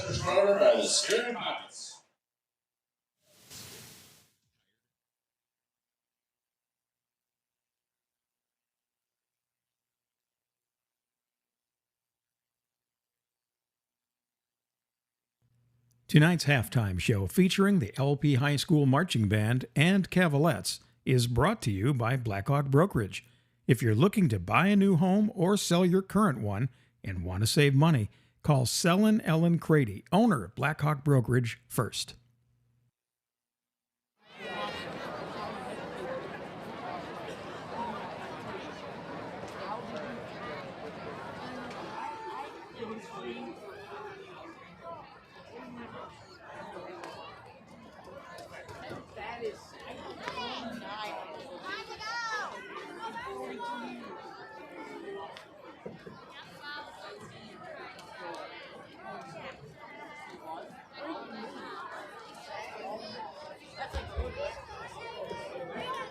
Drum Major Tori Campbell, is your band ready? Marching Cavaliers, you may take the field for the halftime performance.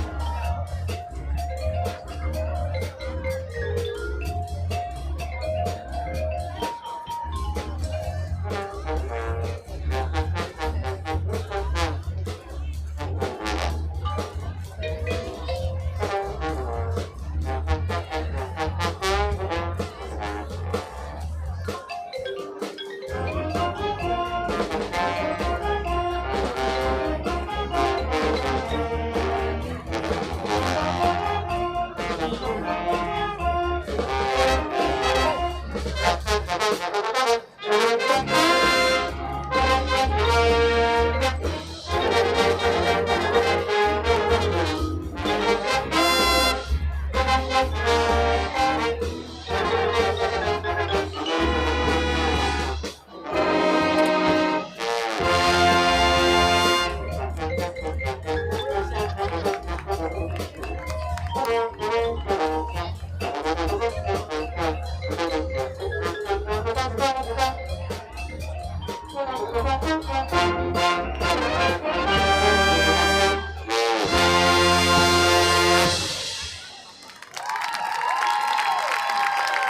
Marching Cavaliers will be competing across Illinois this fall. They have placed third in Class 1A at the Plainfield South Marching Invitational and third in Class 3A at the Morton Marching Invitational. The next competition is at the Illinois State Marching Band Championships on October 19th with the Western Illinois Marching Classic the following weekend. Good luck to the Marching Cavaliers at their final competitions.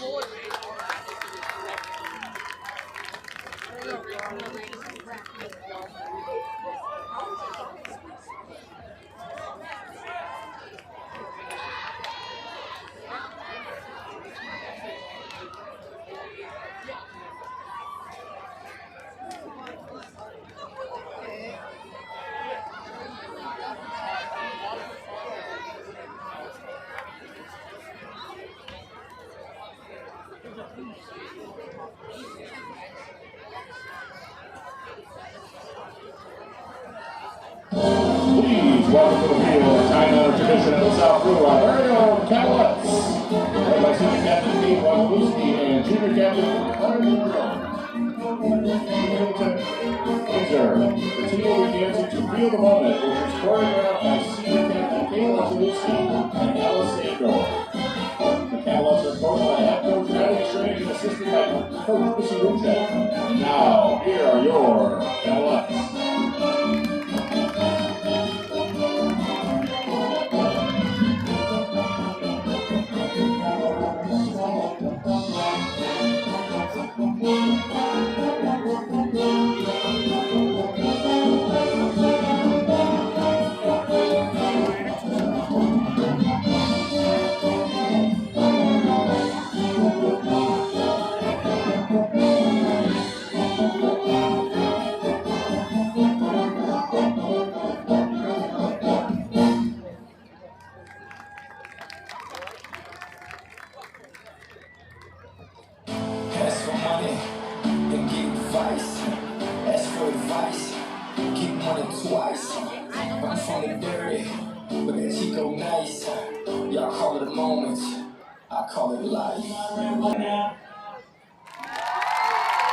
Good up once again for your LP Cavaliers.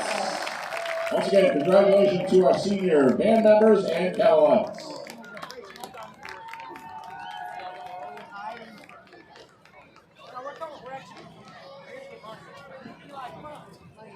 I do have the winning 50-50 ticket number. LP Marching Band and Cavalettes Halftime Show was brought to you by Blackhawk Brokerage. Whether you're looking to buy a new home or sell your current one, call Sellin Ellen Crady at Blackhawk Brokerage first. You'll be so glad you did.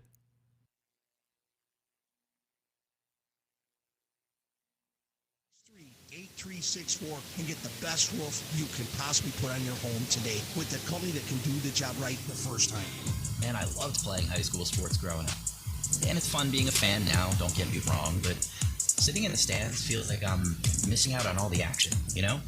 I wanted to get back in the game, so I signed up to be a high school official. It takes me back to my playing days. I'm supporting students, and I get paid to make the big calls. Do you want to see the game up close? Sign up to become an official in Illinois at highschoolofficials.com. Tickets to the game and wherever you go. Download the free 1039 WLPO app today. Jeremy Aiken, Derek Braden back as we continue our locker room halftime show. Great job as always done by the LP Band and Cavalettes. Of course, their performances on our YouTube channel. presented by Blackhawk Brokerage, selling Ellen Creedy. As promised, I'm going to go over some of the other events going on this weekend for the LP Cavaliers. Tomorrow, girls varsity tennis will be at the Interstate 8 meet in Rochelle. Sophomore volleyball is at the St. Bede Invite. Freshman volleyball for LP is at the Rockford-Guilford Invite tomorrow. And junior varsity boys soccer is at Princeton tomorrow. So that's your Cavaliers weekend schedule. And we'll take another gander at the scoreboard update as we continue our halftime show.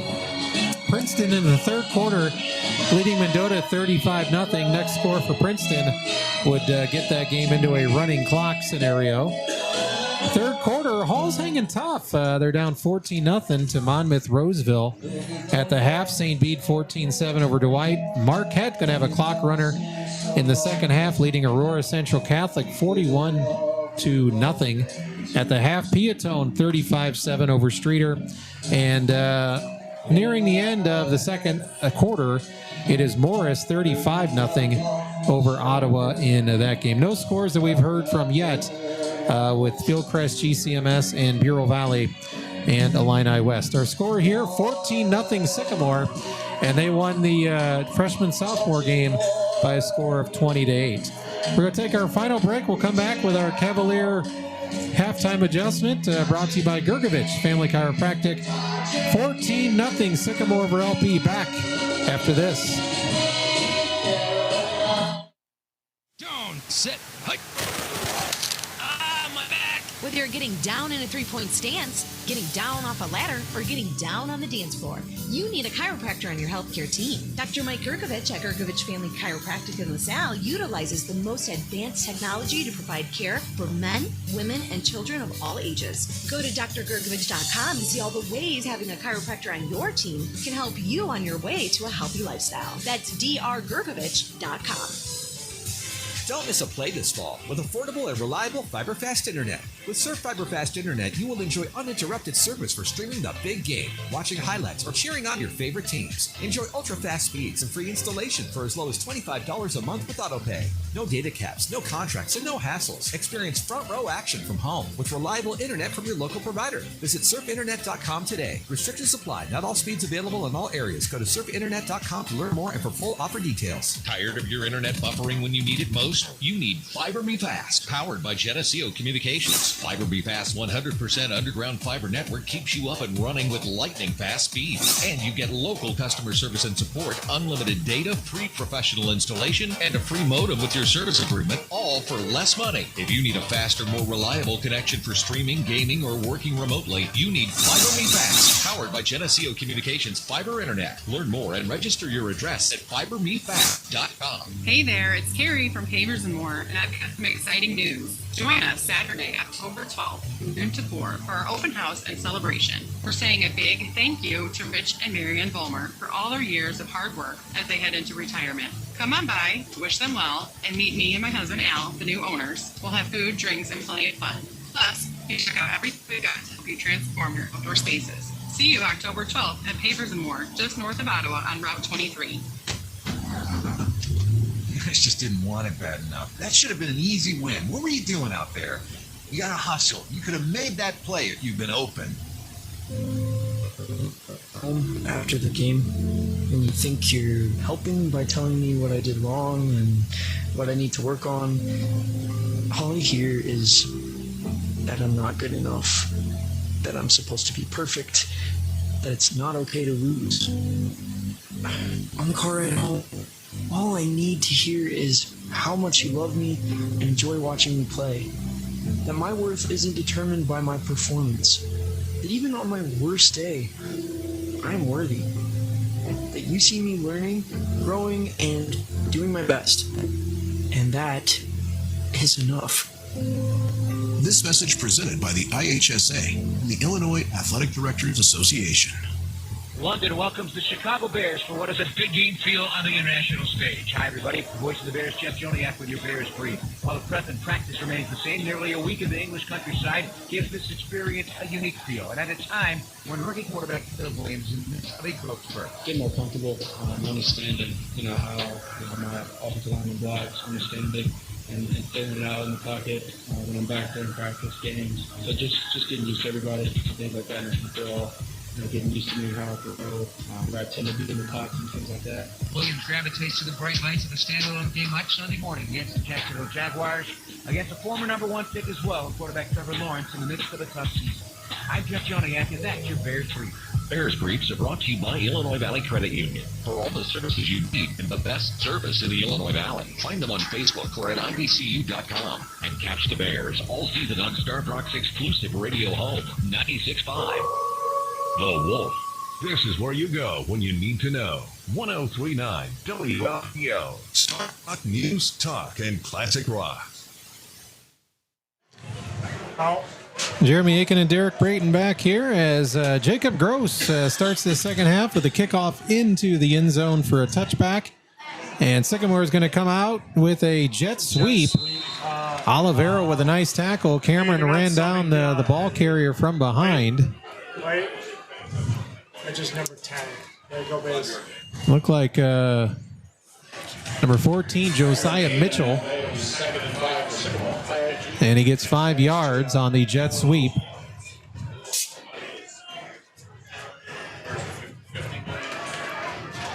So 2nd down and 5 coming up for Sycamore. 3rd possession of the night. Goucher in the pistol. He's going to hand it off. Here you go, Hack. Run your feet. Hackenberger, who was dragged a few yards. And it's probably going to be enough for a first down. Looked like Lee with the carry, number 25. So just a power run by Lee as he had a great tackler and Hackenberger on his back. And he needed 5 and got about 6.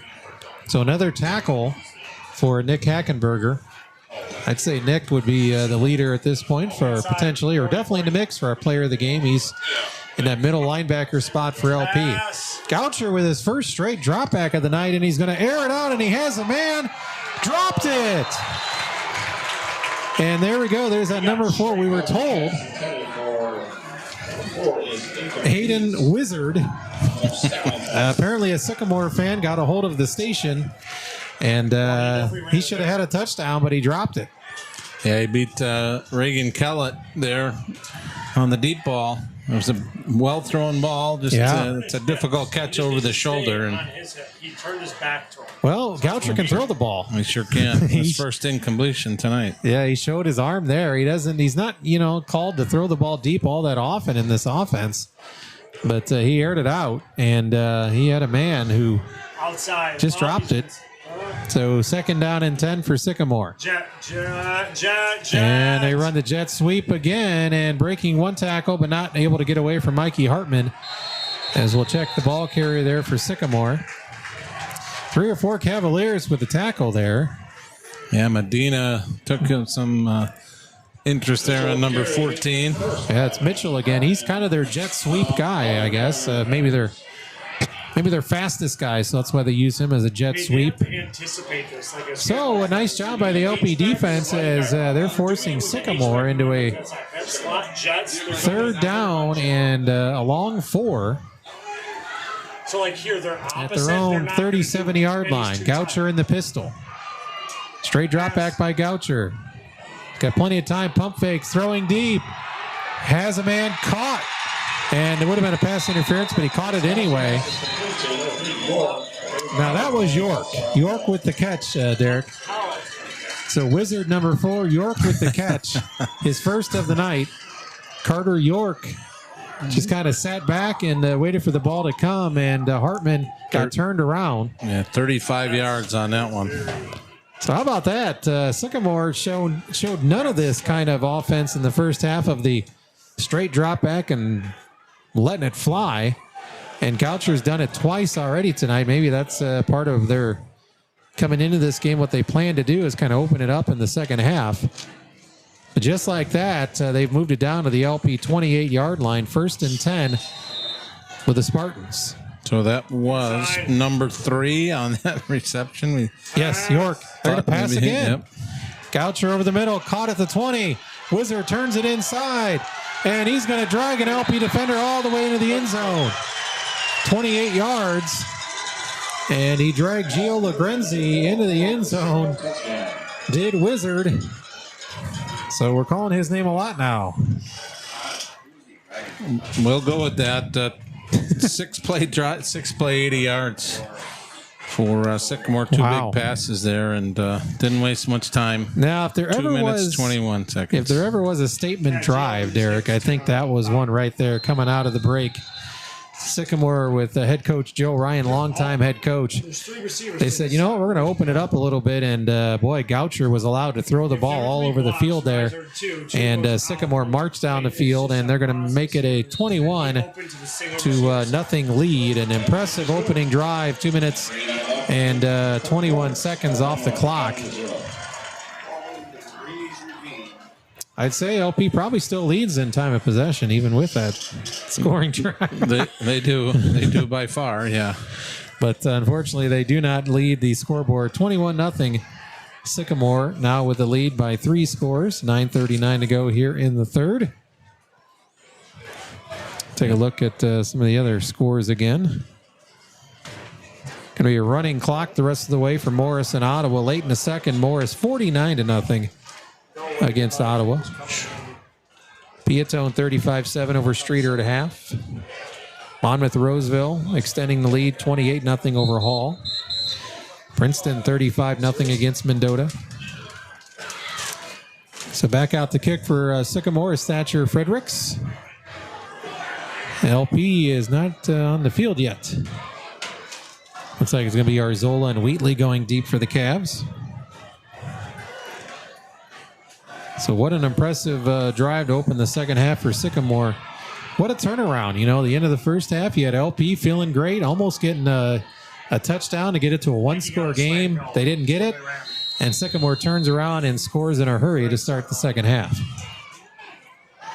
Deep kick by Fredericks. Not deep enough to go in the end zone, though. Arzola is going to take it at the 10 to 15. And about to the 18-yard line, making the tackle for Sycamore. Looked like Crew Bartelt. And Arzola a little shaken up after that hit. Yeah, big hit right there on the return. He came out hard, but defender was ready and put a shot on him at the 17, 18-yard line, it looks like. So, and there was a flag thrown. I didn't notice it at the time, but there was a penalty flag thrown on that kickoff. On that job. And the officials are still talking about it. We were getting ready to set the ball at the 18. Looks like they're going to maybe mark it off on Sycamore. I haven't seen what it is yet. Yeah, there was a little extra on when he had Arzola on the ground. He gave him a little extra business there. And unnecessary, but on top when he was on top of him. So they're still talking about it here. Oh, hold on LP. Okay, yeah, it looked like they had every indication to start marching it off Sycamore. But instead, it's going to be against LP. 10 yards from the spot of the hold, which they're going to mark it off from about the 20, so that'll move LP right back to the 10. So they'll start their first possession of the second half at their own 10-yard line. It'll be 1st and 10 after the holding penalty. Yeah, all the officials were facing the other end of the field like they were all going to march the other way and called the penalty on the green. Persich back out. Marion kind of hobbling a little bit in the second quarter. Hopefully he's okay. He's going to hand it off to Arzola. Adrian uses the stiff arm, gets it out past the 10, and is thrown out of bounds at about the 12. So give Arzola 2 yards on the carry. And number 32, Egler. On the tackle for Sycamore was Landon Egler, a senior. LP trying to get a little breathing room here as they're deep in their own side of the field. 2nd down and 8 coming up.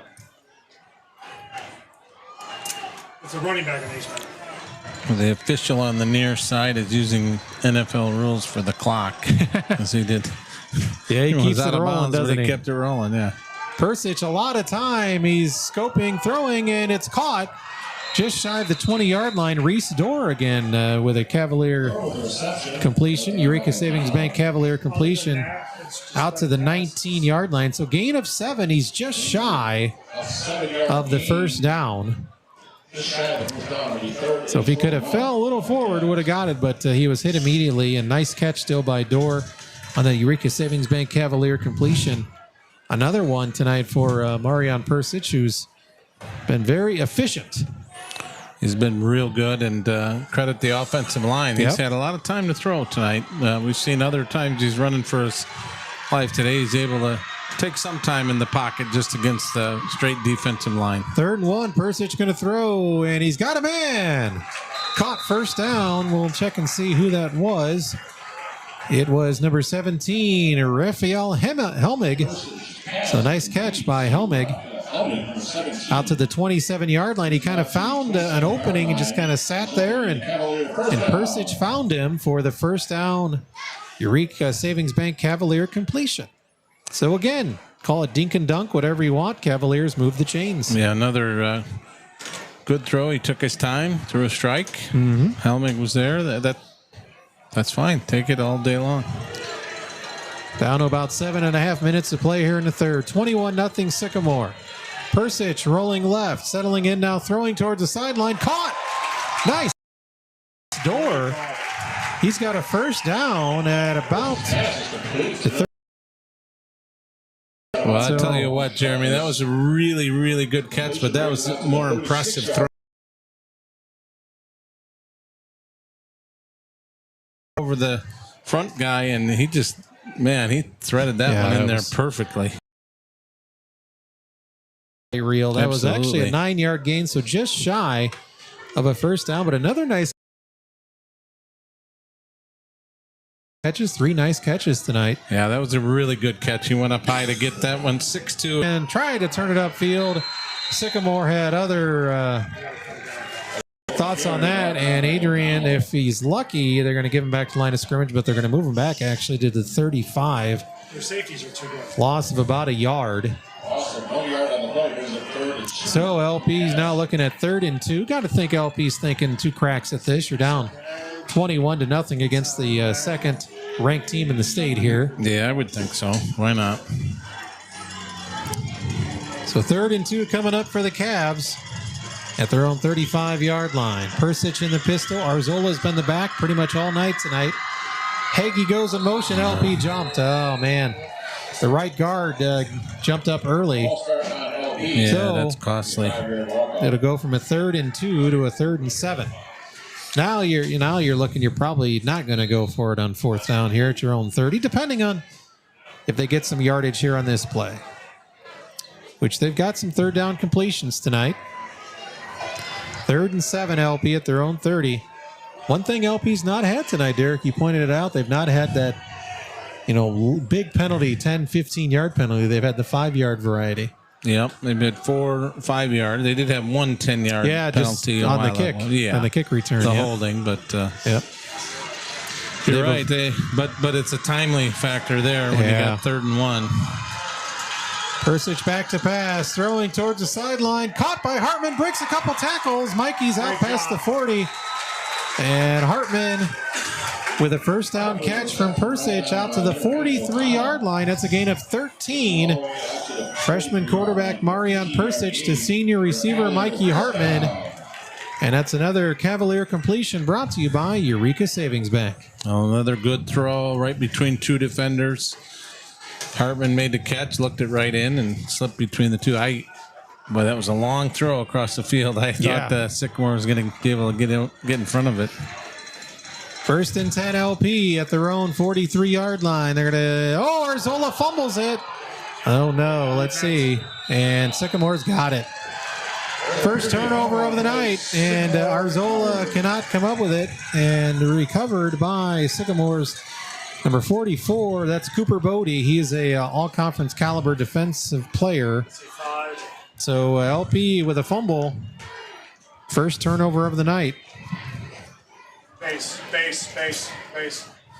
Yeah, he just missed getting that one back, and Bodie was able to take it away from him as the ball is on the ground. Talked about key and adjustment is keeping the turnovers off the field. Brought to you by Gurkovich Family Chiropractic. You almost have to play a perfect game with penalties and turnovers. And LP, unfortunately, turns the ball over there. And here comes this Sycamore offense. They're going to run that jet sweep. And nice open field tackle. We might have a hold behind the play. Let's see. It was a nice tackle made on the outside by LP's Jonah Sherman. And it is a hold coming up on Sycamore. But it's a well-designed play too, Jeremy. Yeah. They run it to the wide side of the field. They have a receiver out there who, not really a crackback, but he comes back in and seals off that outside. It's good. It's a good design. Then leaves the running back one-on-one. So the officials are sorting this one out. It's going to be a spot of the foul hold, which so they're going to start.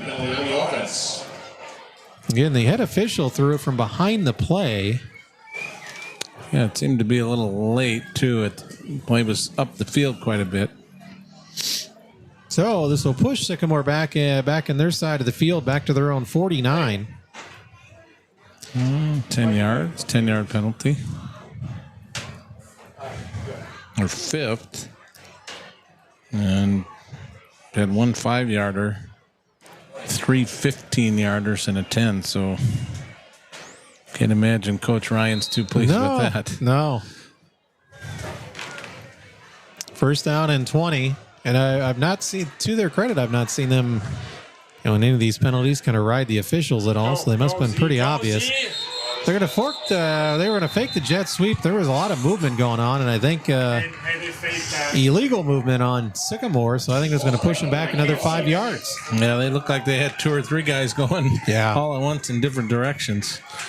Maybe that's a issue where the quarterback looks one side of the huddle, calls it on 1, looks to the other side, calls it on 2, and the center gets the direction to snap it on 2. Yeah, that was about as obvious as you could get for a 5-yard penalty on the Spartans. They're not perfect, as they've had some penalties tonight, but they still lead 21-0 over the Cavaliers. Goucher, straight drop back pass. He's looking deep again. Has a man going over the middle, finds it, and a catch made down inside the 5. It's that guy Wizard again. 40. All the way down to the LP 7. 50 yards on that one. 50 yards. Goucher looks right. He looks off the receiver, and then he just throws it. He didn't even know if the guy was open. He just turned and fired it. He expects his guy to be there. And he was. Wizard just settled under it. And first and goal now, Sycamores are back inside the Edward Jones, Derek Brayton red zone at the 7. 4:15 to go in the third quarter. It's 21-0 Sycamore. The Spartans threatening again. Whoa. Here we go. Lee got flipped head over heels over the line. Sycamore crowd was yelling about something. I don't know what they thought. I think that's what that chatter. Did you hear a couple of screams out of nowhere there? Yeah, maybe. Might have thought. I thought that was LP. Might have thought they coughed it up. So they got 2 yards. Second and goal at the 5 as Lee went head over heels. 21-0 Sycamore.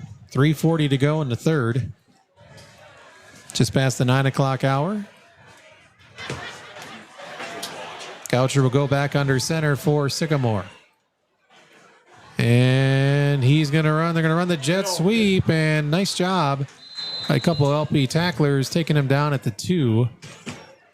Looked like Hartman at the bottom of the pile. Mikey's coming up. Oh, he hurt his. Looked like he might have hurt his shoulder there. He's favoring his left side. Was that 44? Was that Bodie? Bodie, maybe? I think so. Yeah, I don't think it was 14 that time. Mitchell. He got about 3 yards.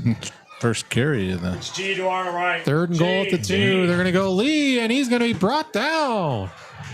Nice job by the Cavalier defense. Could they not? They got to look at that guard. He had nowhere to go. It's going to, you know what I'm saying? Walter Heggie was there. Also, Zach Pasavasic. It's their left side. All right. 4th and goal from the 2. There we go. First time Sycamore has had to go for it tonight on a 4th and goal. See if they bring in a little more size. I mean, they're big up front already. Now I could see them running some kind of a bootleg with Goucher. Yeah, exactly. Yep. Run pass option. He's going to go back from out of under center. He's going to run in the pistol. He's going to pass, and the ball was tipped. Oh, they're going to call. I thought the ball was tipped. Yeah. The head official is saying you can't call interference because the ball was tipped. So you can't call pass interference when the ball was tipped, and it's going to be a turnover on downs on Sycamore. The head official said the ball was tipped. Nope. Yeah, they're waving the flag because the ball was tipped. It looked like it was kind of fluttering. So LP's defense makes a nice stand, keeping the number 2 team out in the state out of the end zone and keeping the score at 21-0 here with a little over 2 minutes to play in the third quarter. So they were going to get a pass interference, but you can make contact once the ball's up for grabs, and it was tipped. And that was the case, and LP will start this drive with a football at their own 2. Well, good play by the defender to get their hands up. I always taught if you're not going to get to the quarterback and get your hands up, make it difficult for him to throw over top of you. And somebody got a piece of that. I think the LP defender was a little early, but didn't matter. It was close. I mean, he was good coverage, but he went over top of him instead of around and to deflect it. So Marion in his end zone here, going to try to get some breathing room. They're going to hand it off to Arzola. And Adrian does a nice job getting them out to the 4, maybe the 5-yard line. So that will buy him a little breathing room out to the, they'll say the 5. So give Arzola 3 yards on that carry. 49-0 at half, Morris and Ottawa. So they'll have a running clock the entire second half. No running clock here. It's been running quite a bit tonight, though, with not a lot of stoppages in the game. Both teams pretty efficient offensively. 21-0 Sycamore. We're under a minute and a half to play here in this third quarter. Cavaliers pinned back deep in their own territory. They're going to hand it back. Arzola's got running room, and Adrian lunges ahead out to the 10. Boy, they open a nice hole on the left side of the line. And Arzola is going to be stopped just a couple yards short of the first down, a gain of 5. So LP looking at a 3rd and 2. Now, this is where you can't have that false start. They had that last possession on a 3rd and short, and that put them with a 3rd and long, and really torpedoed that last drive. I want to give credit to one of those linemen, Ricardo Santiago, on the left side, number 72. 6'2", 240 senior, doing a real good job over there for LP. I think we put Ricardo in the mix for player of the game. He's opened up some holes on that left side, being a senior as well. Persich the throw, and it was caught under duress. And Mikey that's again. Hartman, yep. And forward progress out past the first down marker to the 13-yard line. So nice quick pass play, Persich to Hartman. And that's another Cavalier completion brought to you by Eureka Savings Bank. Yeah, I love those little short passes. As a defender, you hate them. It just drives you crazy. Difficult to cover when the receiver just checks up and curls around. And you mentioned under duress, Hartman made a really nice catch to hold on to that when the defender was right there, but couldn't break it up. So that's going to be the end of the third quarter as the Cavaliers and Spartans will switch sides of the field. 21-0, Sycamore in control, but boy, LP's been playing them tough tonight, and the Cavaliers will have the football coming up with a first down and 10. Number 2 ranked Sycamore 21, LP nothing, back with a 4th and final quarter after this on 103.9 WLPO.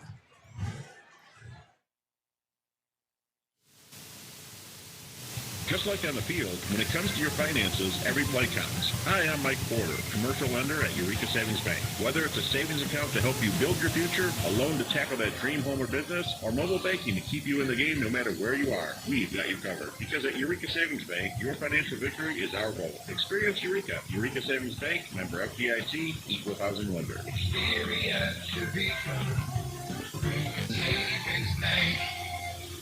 Has this ever happened to you? You need that nice suit or dress for an event and it needs to be cleaned. Or you purchased something new and it's wrinkled. Hi, I'm Sangeeta Patel Allen, owner of Family Pride Cleaners in Peru. We can help. Just drop your items off, we'll clean across them. We can also help you sanitize your home by cleaning your comforters, drapes, and more. Don't wait till the last minute. Visit us at Family Pride Cleaners on Progress Park Boulevard in Peru. We've been your family cleaners for more than 30 years. See more on the Family Pride Facebook and Instagram pages. For a couple of great teams, but the real super groups, AC/DC, Def Leppard, and Journey, like after the game. 1039 WLPO, Starved Rock News, Talk, and Classic Rock. Just a dozen.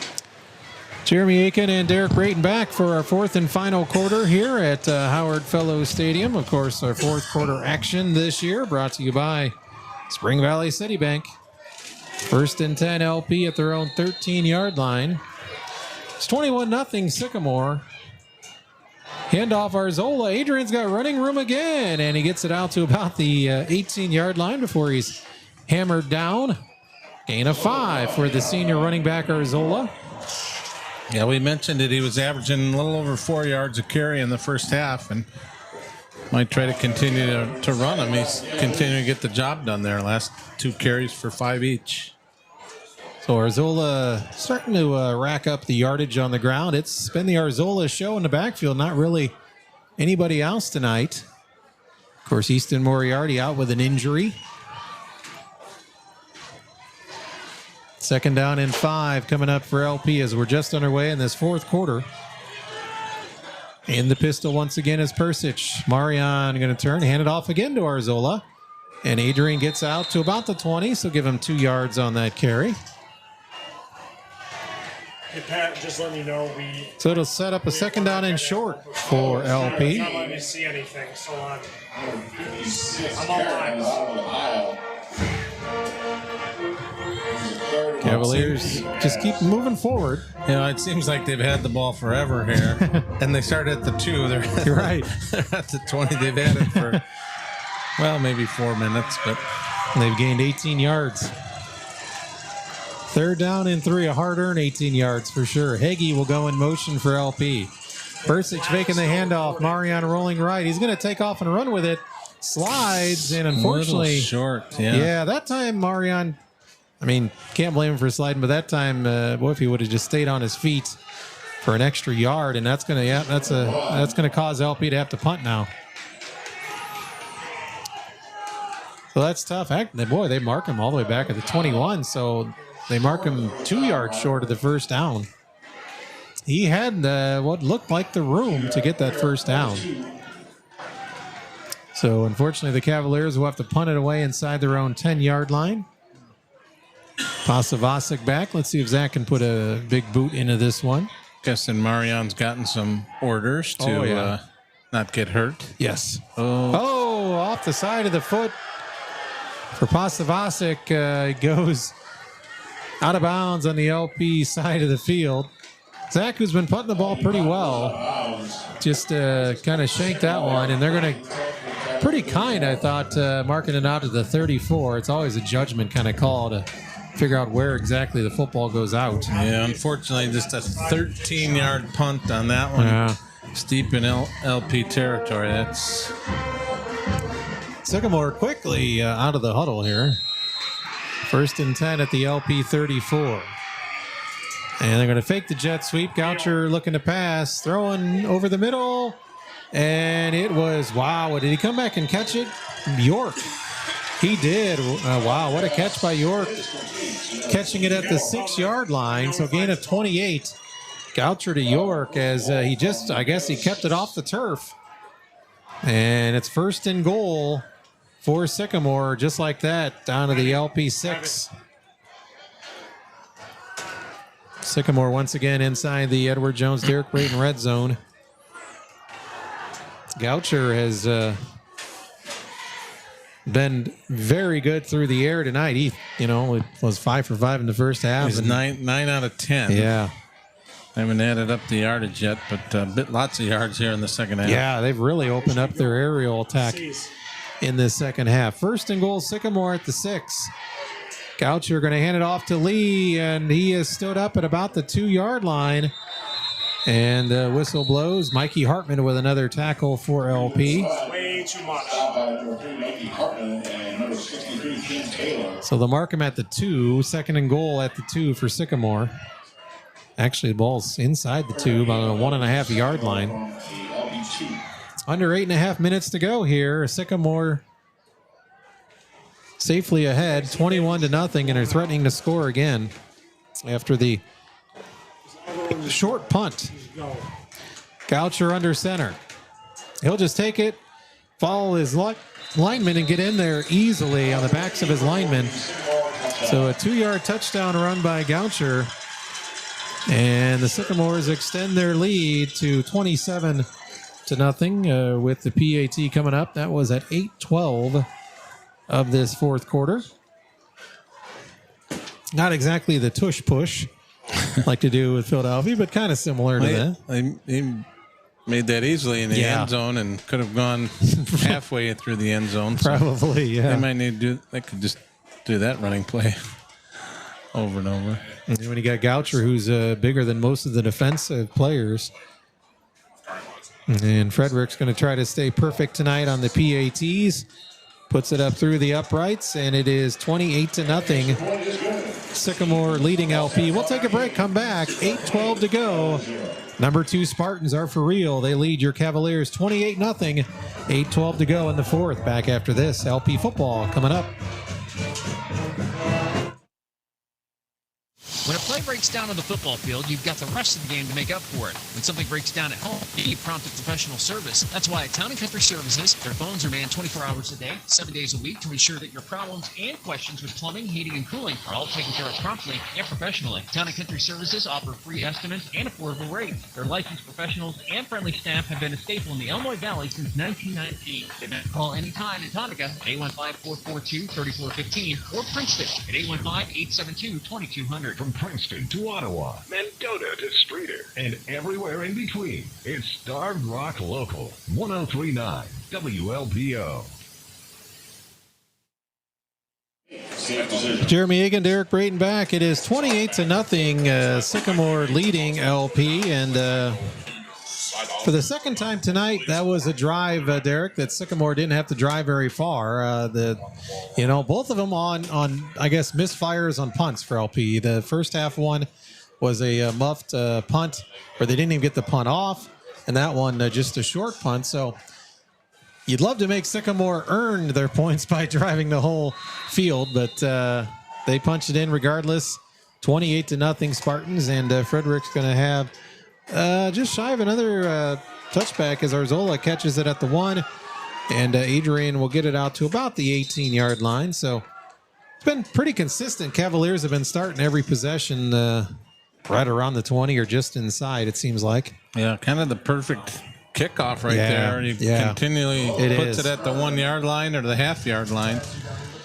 And, they have to return it out, and good coverage by Sycamore to the 18-yard line. That was just 3 plays on that last drive for a minute 25. The big pass, of course, from 28 yards from Goucher, and then capped off with the 2-yard run. His second touchdown of the night for their all-state likely quarterback. Goucher headed to Iowa. First and 10 LP, 8:03 to go in this game. Again, let's see if the Cavaliers can dent the scoreboard. That at this point, that's what you're looking forward to if you're LP. In the pistol is Persich. Marion going to pass. Plenty of time. Now he's going to run with it. And Marion, this time he's not going to slide, and good things happen. He gets it out to about the 25-yard line. That's 7 yards on that run. Yeah. So they're actually moving back to the 24. They slided him a yard, I thought. So I guess a gain of a long 6. 6, yeah. I'm giving him 7. Yeah, I would. I think you got gypped. 6.5. Actually, it's just inside the 18 out to the just 24.5. Yeah. So 7. Yeah. Round up. Good. I'm sticking with it. 2nd and 3. That's what the scoreboard's going with. 7 yards for Persich on that carry. About 7 minutes to go in the game. Marion looking to pass, throwing over the middle. What a catch and throw. And that is Reese Dorr again. And that's another Cavalier completion brought to you by Eureka Savings Bank. How about the connection tonight found between Persich and Dorr? Well, I'll tell you what. I was watching Dorr that whole route, and he started off just kind of trotting off the line, then made a sharp cut to the inside. What a throw again by Persich, man. He just zipped that in right before the linebacker got out there to deflect that pass. He threw a rocket, and nice catch by Dorr. Better pass again. Hopefully we're calling that combination next year. Dorr's just a junior. Persich, of course, a freshman. Marion going to flip it out of the backfield, and it's incomplete. He tried to get the wheel route to Arzola just to let Adrian a little bit, but Marion had to kind of throw it before I think he wanted to, as he felt some heat from the Spartan defenders. So no harm done. It's an incomplete pass. 2nd down and 10. One of the few incompletions tonight thrown by the Cavalier freshman quarterback. And his first one in the second half here. He had completed 6 in a row to start the second half. And yeah, we've seen some really good quarterback play tonight between Persich and Goucher. That's for sure. Yeah. 2nd down and 10, LP at their own 42. Clock stopped at 6:31. Handoff and a big hole for Arzola. Adrian out past the 45. Near the 47. They ran to that side again with Santiago on the left side. And Ricardo and the other guys open a nice hole for Arzola out to the 47. Gain of 5. 3rd and 5. You know, it's one of those where against a lot of teams that would have been an even bigger gain because he had such a big hole, but even with Arzola's speed, Sycamore just runs you down so fast. Yeah, they do. They had a stunt there. Sycamore defense, the right linebacker came looping around to the left. They were going to stack the left side, our right side, LP's right side, and fortunately we were running left, so that opened up the hole. It was a big play. 3rd and 5. Persich, the ball's tipped. Yep. Santiago was there, was almost going to try to catch it, but they were looking, I think, for the screen to Arzola, and boy, Sycamore was really coming for Persich. Marion got it away. It was tipped by Sycamore, and LP's going to probably go ahead and go for it here. Yeah, on the screenplay, you got to hold your block for at least a count. You can't just let them through like that, but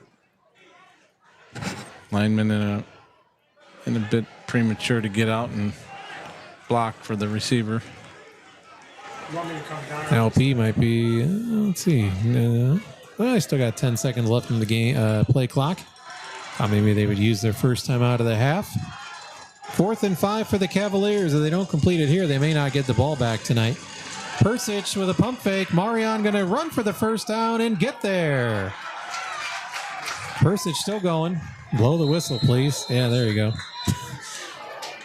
Freshman quarterback with a nice run for a first down. Yeah, really nice run there. Picked up 9 yards there and got hit just short of the first down and muscled his way out there, and that was a good run.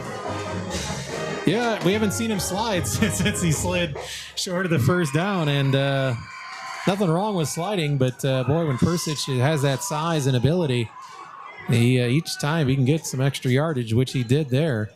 1st and 10 Cavaliers, again on the Sycamore side of the field at the 44. Persich, plenty of time over the middle, caught by Arzola, and Adrian gets it down to about the 38.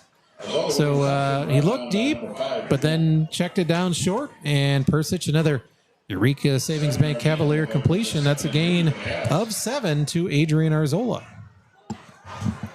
Boy, the offensive line continues to give him time. Sycamore just rushing 4 defensive linemen, but LP offensive line, other than when Sycamore brings a defensive back or a linebacker, doing a fantastic job of giving him time to throw.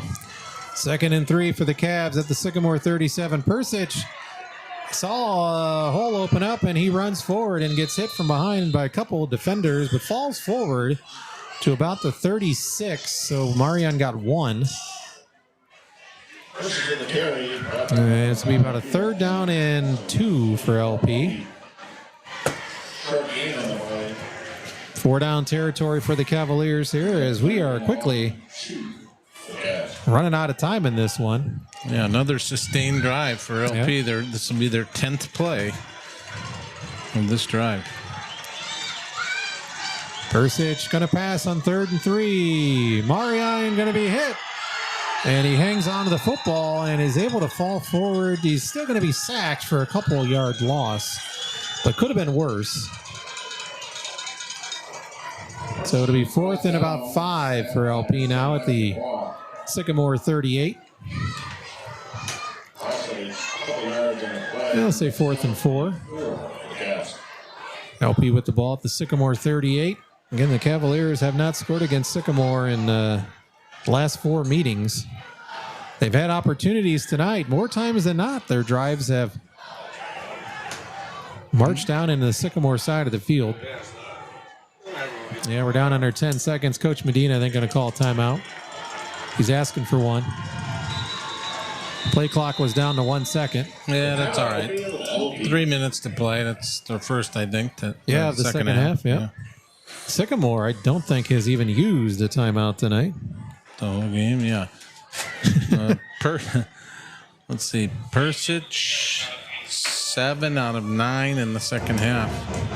He's having a fantastic game. Yeah.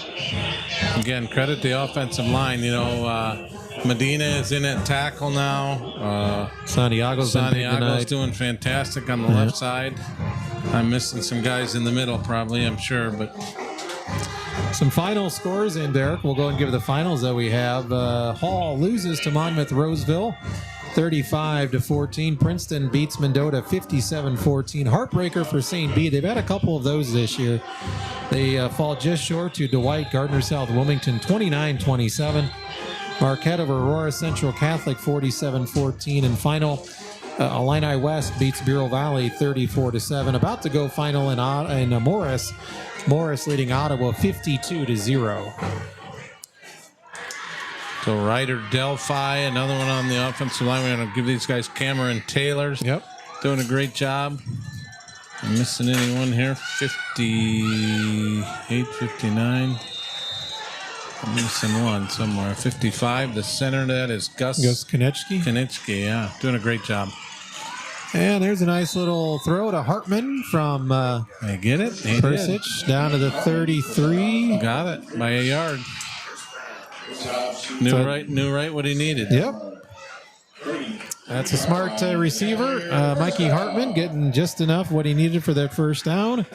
A chain mover for the Cavaliers as they try to get on the board before this game ends. 2:55. The clock. The linesman did allow the clock to stop that time, Derek.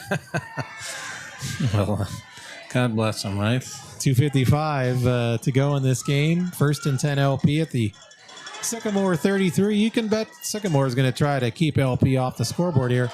Persic going deep for Dorr. He's got all kinds of. I don't know about that one, but Reese Dorr had double coverage on him. And I think LP's going to draw another pass interference. I think he could have let that one go. Yeah, the receiver had to wait on the ball. And that's certainly difficult for the... I guess the argument would be that the Sycamore defenders did not turn around. Yeah, they're saying they're raising their hands to try to avoid hitting him, and the refs are saying they were face guarding, so... So, 2 different officials threw flags, so it wasn't just one, the one in front of the LP bench. So, LP is going to move the ball. Reese Dorr has become quite a factor. They had double coverage there from Sycamore. And for the first time tonight, I believe that's right, Derek. Second time for the... Oh, yeah, Cavaliers did have at the end of the first half. That's right. Right. Cavaliers back inside the Edward Jones financial advisor, Derek Brayton, red zone. Being in the red zone in football is great, but not so much in real life. Let Derek help move you to a financial touchdown. 1st and 10 LP. Come on, Cavs. Let's get on the board here at the 18 of Sycamore. Persic back to pass. Marion throwing over the middle. In traffic. Caught for a touchdown. Wow, what a catch. What a throw. Landon Zellers.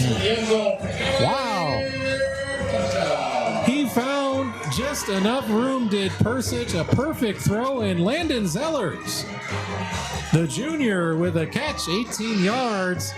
And the long drought is over for the Cavaliers against this Sycamore defense. What a pass, what a catch. Zellers on the end of the 18-yard bullet from Persich at 2:42 to go here in the fourth quarter, and that gets the Cavalier fans something to cheer for. A great drive by the Cavaliers there. They started that drive inside their own 20, and the Cavaliers with a ton of Country Services touchdown, doing whatever it takes 24/7. Plumbing, electric, heating, and cooling for over 100 years. See everything they can do for you at tonofcountryservices.com. Oh, a bad snap on the extra point, and that'll be the end of the play. So LP cannot convert the Taylor Services two-point conversion. That attempt, though, brought to you by Taylor Services. You can plan on scoring extra points in comfort with Taylor Services. They service all makes and models and carry today's most popular brands. Of course, that touchdown catch, another Eureka Savings Bank Cavalier completion. Visit them online or at their locations in LaSalle, Peru, Oglesby, Mendota, and Winona. Experience Eureka Savings Bank. So, I think it's safe to say, Derek, that's probably our drive of the night as the Cavaliers get on the board at 2:42 of this fourth quarter, and they trail Sycamore now 28-6. Yeah, 13 plays, 82 yards on that one, capped off. Some real good passing in there again by Persich. And we'll keep harping on this. The offensive line's been fantastic. They're giving him the time, and he's delivering. Pass interference call certainly didn't hurt against Sycamore. Their fourth 15-yard penalty of the night. They got to think, one would think Sycamore would just run up the ball a few times here. LP, I wouldn't think, would call any timeouts. I think both teams would be content. LP living to fight another day with 2 games remaining on their schedule. And Sycamore look like they're going to move into 7-0. Gross with a kick taken by the Spartan at the 8-yard line. That's the very dangerous Josiah Mitchell. And there's a flag behind the play. Mitchell down the sideline, tripped up at about the 50, but I think it's going to be coming back anyway. Boy, this is going to drive Joe Ryan crazy. He's not only a long-time coach, a very good one, and very runs a tight ship. So we'll be talking about the penalties this week in practice for Sycamore for sure. That'll bring him back, as that negates that big return for the Spartans. They've had a couple big returns in the kick return game, and they'll have to shore that up because they'll have Morris coming to Sycamore next week. Yeah, I didn't see the penalty, but this sideline official threw the flag, and the play was running clear to the other side, so that's a little... They had great vision. A little iffy there. This official down on the LP sideline here. And now we got a backup running back for Sycamore. Couldn't quite tell who that was. We'll see once the pile of players. It looked like Olivero at the bottom of the pile for LP. Also, Bo Lawrence. Oh, no. Now we got a Sycamore player limping. That's what you didn't want to see late in this game on either team. You know, you're just kind of playing out the string here. And look like number 23 for Sycamore, Dylan Hodges, goes off limping. Hopefully he's okay. Yeah, Sycamore's going to take their time here. No gain on that carry. Yeah, I'm not sure who that was. I'm going to go with Caden Ralph. It's 5'5", so that's... Yeah, he was a shorter guy back there. He's a tiny. Yeah. Well, now he's out at the left wing. He's pretty short. I shouldn't say tiny, short. And they run it up the gut, out past the 20 to about the 21-yard line. Couple yards on that carry.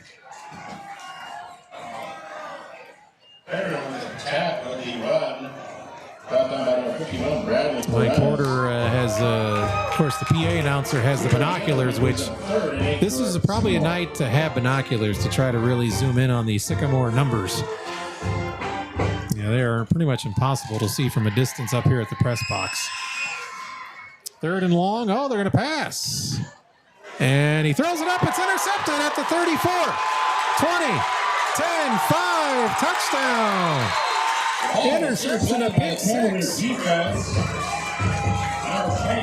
that Kellett? Reagan Kellett. Reagan Kellett.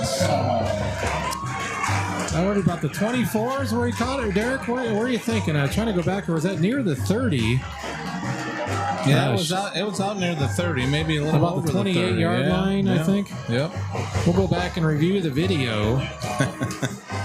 I should have marked down the yard line as soon as Reagan Kellett caught it. Oh, no, there's a penalty. Is it on the return? So that might wipe the penalty, or let's see. No. Coach Medina's got his hat off. Oh, no, it's going on Sycamore anyway, I guess. He might enforce it on the kickoff. Is that what he's saying? Holding. The holding penalty on Sycamore. Oh, touchdown. Touchdown is good. So Kellett with a pick 6. Well, I'm surprised Sycamore decided to throw it. You know, I mean, I have no problem with that. The substitutes in, give him a chance to pass, and that's how he gets the experience. So nothing that. It was a long pass. He kind of put too much air under it, and Kellett was able to step in front and make the return. How about that senior highlight? Reagan Kellett on senior night. And this time the Cavaliers were able to get the snap, the hold, and the kick was good. Of course, that pick 6 was a Town & Country Services touchdown. They're doing whatever it takes 24/7. Plumbing, electric, heating, and cooling for over 100 years. See everything they can do for you at townandcountryservices.com. And that extra point sponsored by Taylor Services. You can plan on scoring extra points in comfort with Taylor Services. They service all makes and models and carry today's most popular brands. So, you know, I think everybody's going to walk out of here with a good feeling. Now, maybe not Sycamore coach Joe Ryan, but even on the Cavaliers sideline, I mean, you get another senior with a big moment there, Reagan Kellett. You've went toe-to-toe and hung tough with the number 2 team in the state, Sycamore, on senior night. And, boy, they went 4.5 years or almost 5 years without scoring against Sycamore. And now, Derek, they had 2 touchdowns in under 2 minutes. Yeah, give a lot of credit. LP hasn't quit. Coach Joe Ryan standing over there with his hands on his hips. He does not. I mean, I can't see his face, but he doesn't look too happy just by his posture. I can see that. He's, there's another penalty, another holding penalty that's going to go on. Well, this is what? It looks like a 15-yard. So something else. I thought they said holding, but 15-yard penalty. That's too many. That's their 9th penalty of the night. He's not happy about it. Yeah, we came in. One of your keys of the game, Derek, we thought penalties would be the bugaboo for LP, but it's really been on the Sycamore and taking advantage of being able to kick it at the 45 was Jacob Gross, who kicked it well out of the end zone. Yeah, I think we'll see Sycamore take a knee here now. I think Coach Ryan's had enough of this. And yep. They get a long trip back, although they are down in the charter bus, which helps. Right. Yep. We sure are. LP, they got to feel pretty good about what they did today. In fact, if they played next week against a tough Canelan team like they did tonight, they really got a real chance. Yep. I was a little bit, I know with all the injuries, they moved to Medina to the tackle, and it appears to have paid off. Their offensive line has been really good tonight, giving them a lot of running room for Arzola and passing time for Persich, and we see what he can do when he's got some time. So Sycamore, as they are a very, very outstanding and classy program, just coming out and taking the knee. They know they got this win, and they'll move on and have a big game next week against Morris. So that's the final score. Sycamore beats LP 28-13. Cavaliers in this one, though, on a high note, scoring the last 13 points of the game. And hopefully that carries momentum into next week, Week 8 at Canelan. Congratulations, though, to the Spartans moving to 7-0. LP falls to 3-4. We'll be back with some scoring summary and numbers after this. Cavaliers fall on senior night to the number 2 team in the state, Sycamore, 28-13.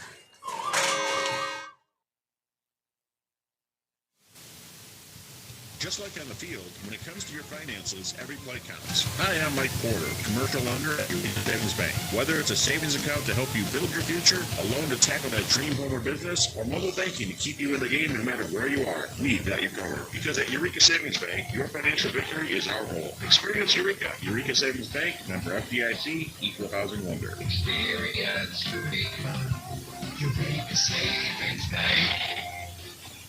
When a play breaks down on the football field, you've got the rest of the game to make up for it. When something breaks down at home, you need prompt and professional service. That's why at Town & Country Services, our phones are manned 24 hours a day, 7 days a week. Your problems and questions with plumbing, heating, and cooling are all taken care of promptly and professionally. Town & Country Services offer free estimates and affordable rates. Their licensed professionals and friendly staff have been a staple in the Illinois Valley since 1919. Give them a call anytime in Tonica at 815-442-3415 or Princeton at 815-872-2200. Here we go, folks. It's a game changer in Spring Valley. Mike and his all-star team have transformed the locker room into the ultimate sports hub. The crowd's on their feet for the store's top-notch sports apparel, cutting and all your team essentials. And did I mention fan gear? This is the moment. Support your local team with the best in the biz. Swing by the locker room or head online to lockerroombpv.com.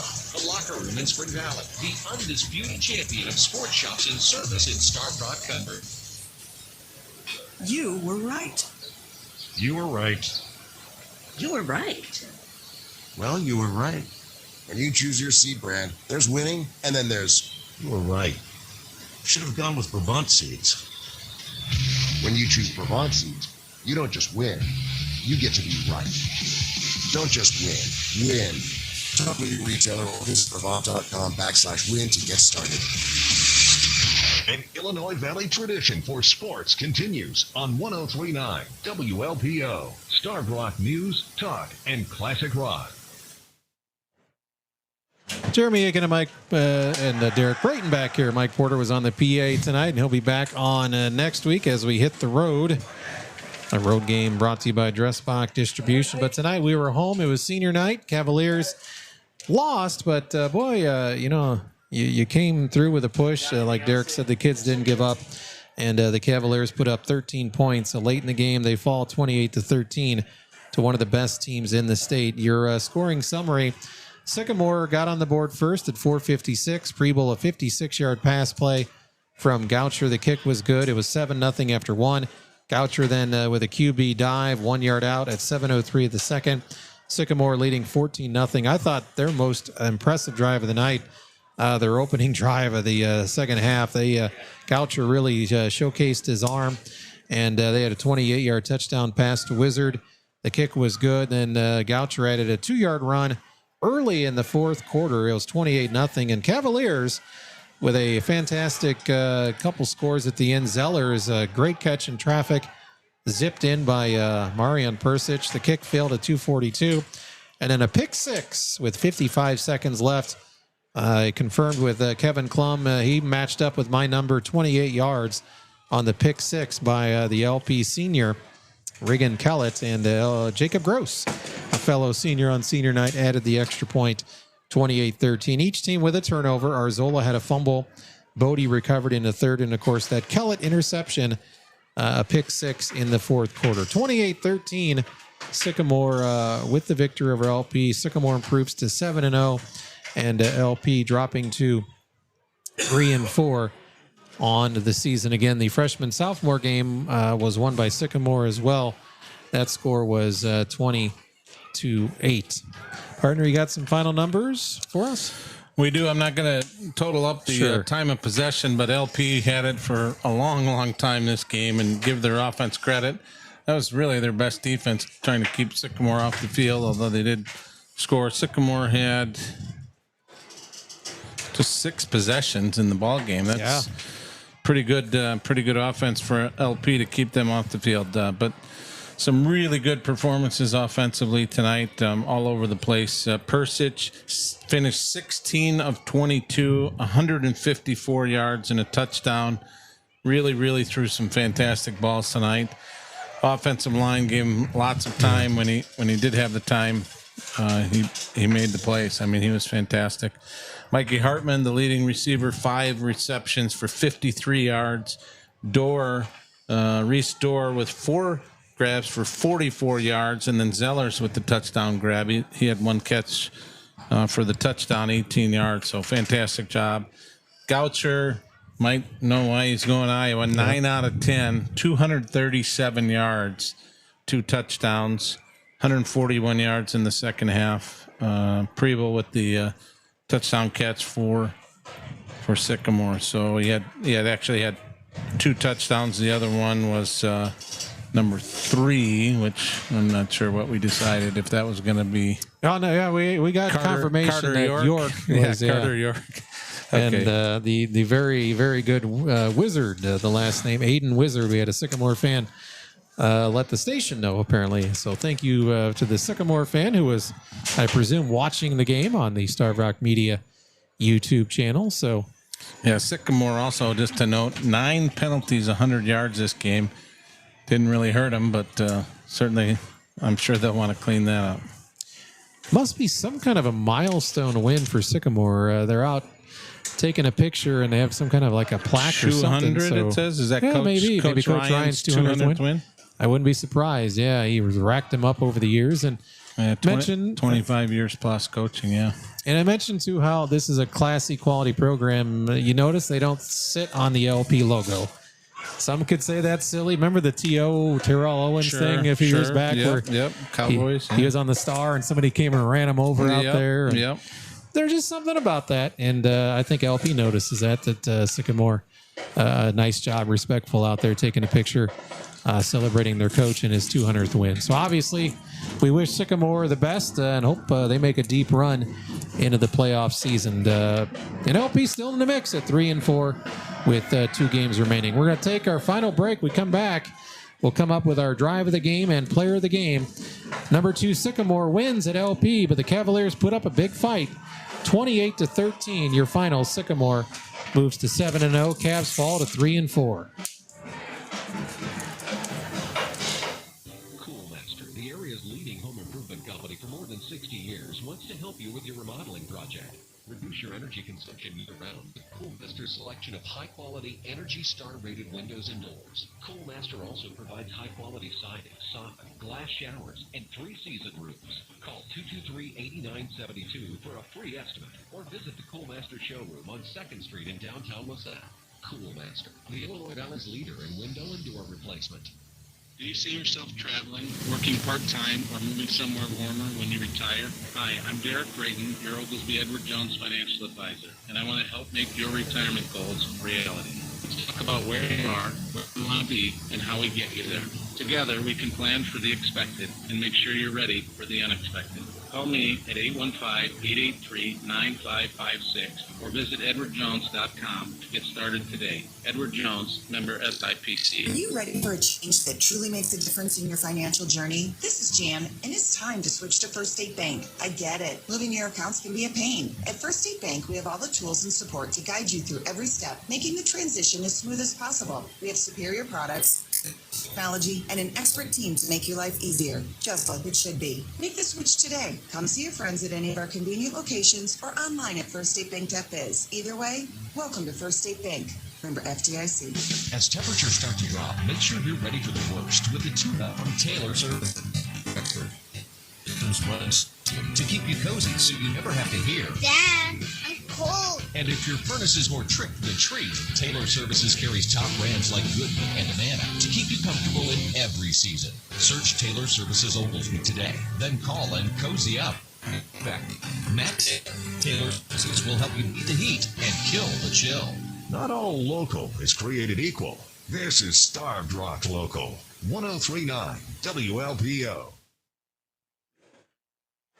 Jeremy Aiken, Derek Brayton, as we wrap up the broadcast here from Howard Fellows Stadium. Sycamore beats LP on senior night 28-13. Time now to award our postseason honors here, or post-game, I guess you can call it. Our Map Quality Fencing and Deck Drive of the Game, LP Drive of the Game, is brought to you by Map Quality Fencing and Deck. High-quality craftsmanship matched with drive and dedication to ensure customers have a product they can be proud of when they hire Map Quality Fencing and Deck. And I would say let's go with that fourth quarter touchdown drive. A very impressive drive for LP. Yeah, it sure was. And they were knocking at the door all game long, it seemed like, moving the ball anyway, and got into the red zone. And this time, beautiful pass into the end zone. Nice catch by Zellers. We'll take that. Yeah, and that was a drive that started inside their own 20-yard line, and Cavaliers moved it down. Had, a couple penalties called on Sycamore to help keep it alive, but that is our map quality fencing and deck drive of the game as the Cavaliers end a multi-year drought on offense against the Sycamore Spartans. The LP player, or in the case of tonight, players of the game, brought to you by First State Bank, locally owned, committed to exceptional service and banking products like Zelle and on-the-go mobile banking. To learn more, contact the winning team at First State Bank. Obviously, freshman quarterback Marian Persic, who's won this a few times this year already, had a great game tonight. But I think we both agree a big reason why Marian was able to kind of sit in the pocket and pick apart the Sycamore secondary tonight was the big uglies, if you will, the big guys, the hogs up front. Ricardo Santiago, Andy Medina, who was pushed into a role to be on the line. You had Bo Lawrence, Gus Konechki as well, Cameron Taylor up there. Ryder Delphi. Yeah, Delphi as well. Yeah, they did a great job. We'll give it to the offensive line tonight. Persic was fantastic. He'd be a 1A for sure. And Hartman had a really good game receiving, made some tough catches. Reese Dorr, a nice game. Yeah, Dorr had a real good game.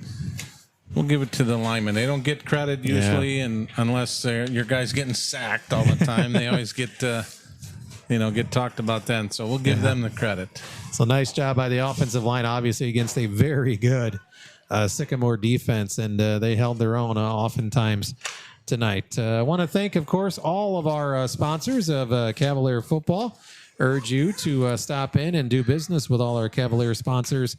Fiber Me Fast by Geneseo Communications, Triple Service Plumbing, Heating, Cooling, and Electric, LaSalle Body and Fender, Town and Country Services, Surf Internet, WeTech Wealth Management, Illinois Valley Credit Union, Family Pride Cleaners, Edward Jones, Derek Brayton, Financial Advisor, also Taylor Services, Subway, Eureka Savings Bank, Beck's Oil, Dressbach Distribution, Spring Valley City Bank, Heartland Auto Body, Blackhawk Brokerage, The Locker Room, Gergovich Family Chiropractic, Map Quality Fencing and Deck, and First State Bank. So again, can't say thanks enough to all of our proud LP Cavalier sponsors. Well, Derek, that's it, I guess, for us. We're going to go on the road the next 2 weeks, so Mike Porter will join me. And thanks a lot for being part of the 5 home games. They got a great win week 1, a come-from-behind win against UT. Obviously, you got to see, really good teams here with Morris and Rochelle. And even though tonight was a loss, I think everybody leaving here on both sides of the sideline, Sycamore's happy they got the win, and LP showed a lot of heart tonight. Well, it's been a real pleasure, and I appreciate it. Thanks for giving me the privilege, you and John Spencer and WLPO. I appreciate it very much. It's a great time and enjoyable season so far, and it's not over just yet. You never know. Strange things can happen if you get into the playoffs. It's a possibility. So I do appreciate it very much.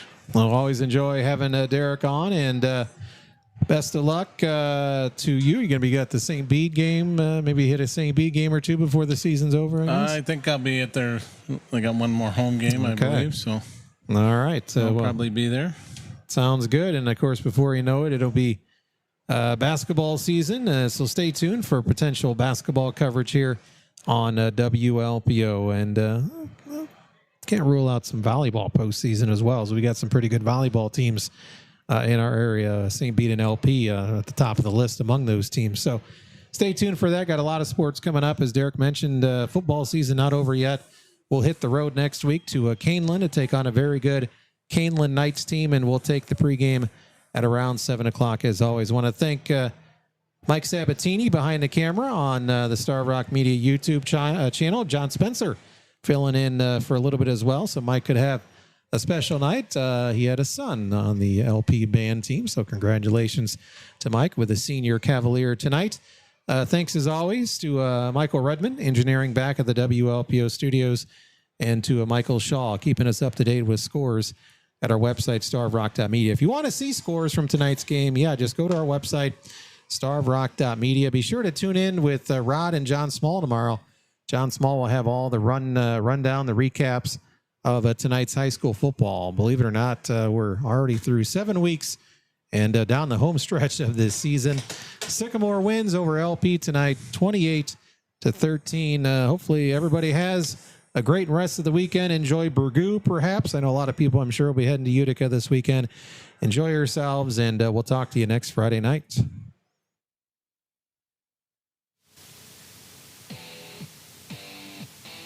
We hope you enjoyed this presentation of 103.9 WLPO Sports. WLPO.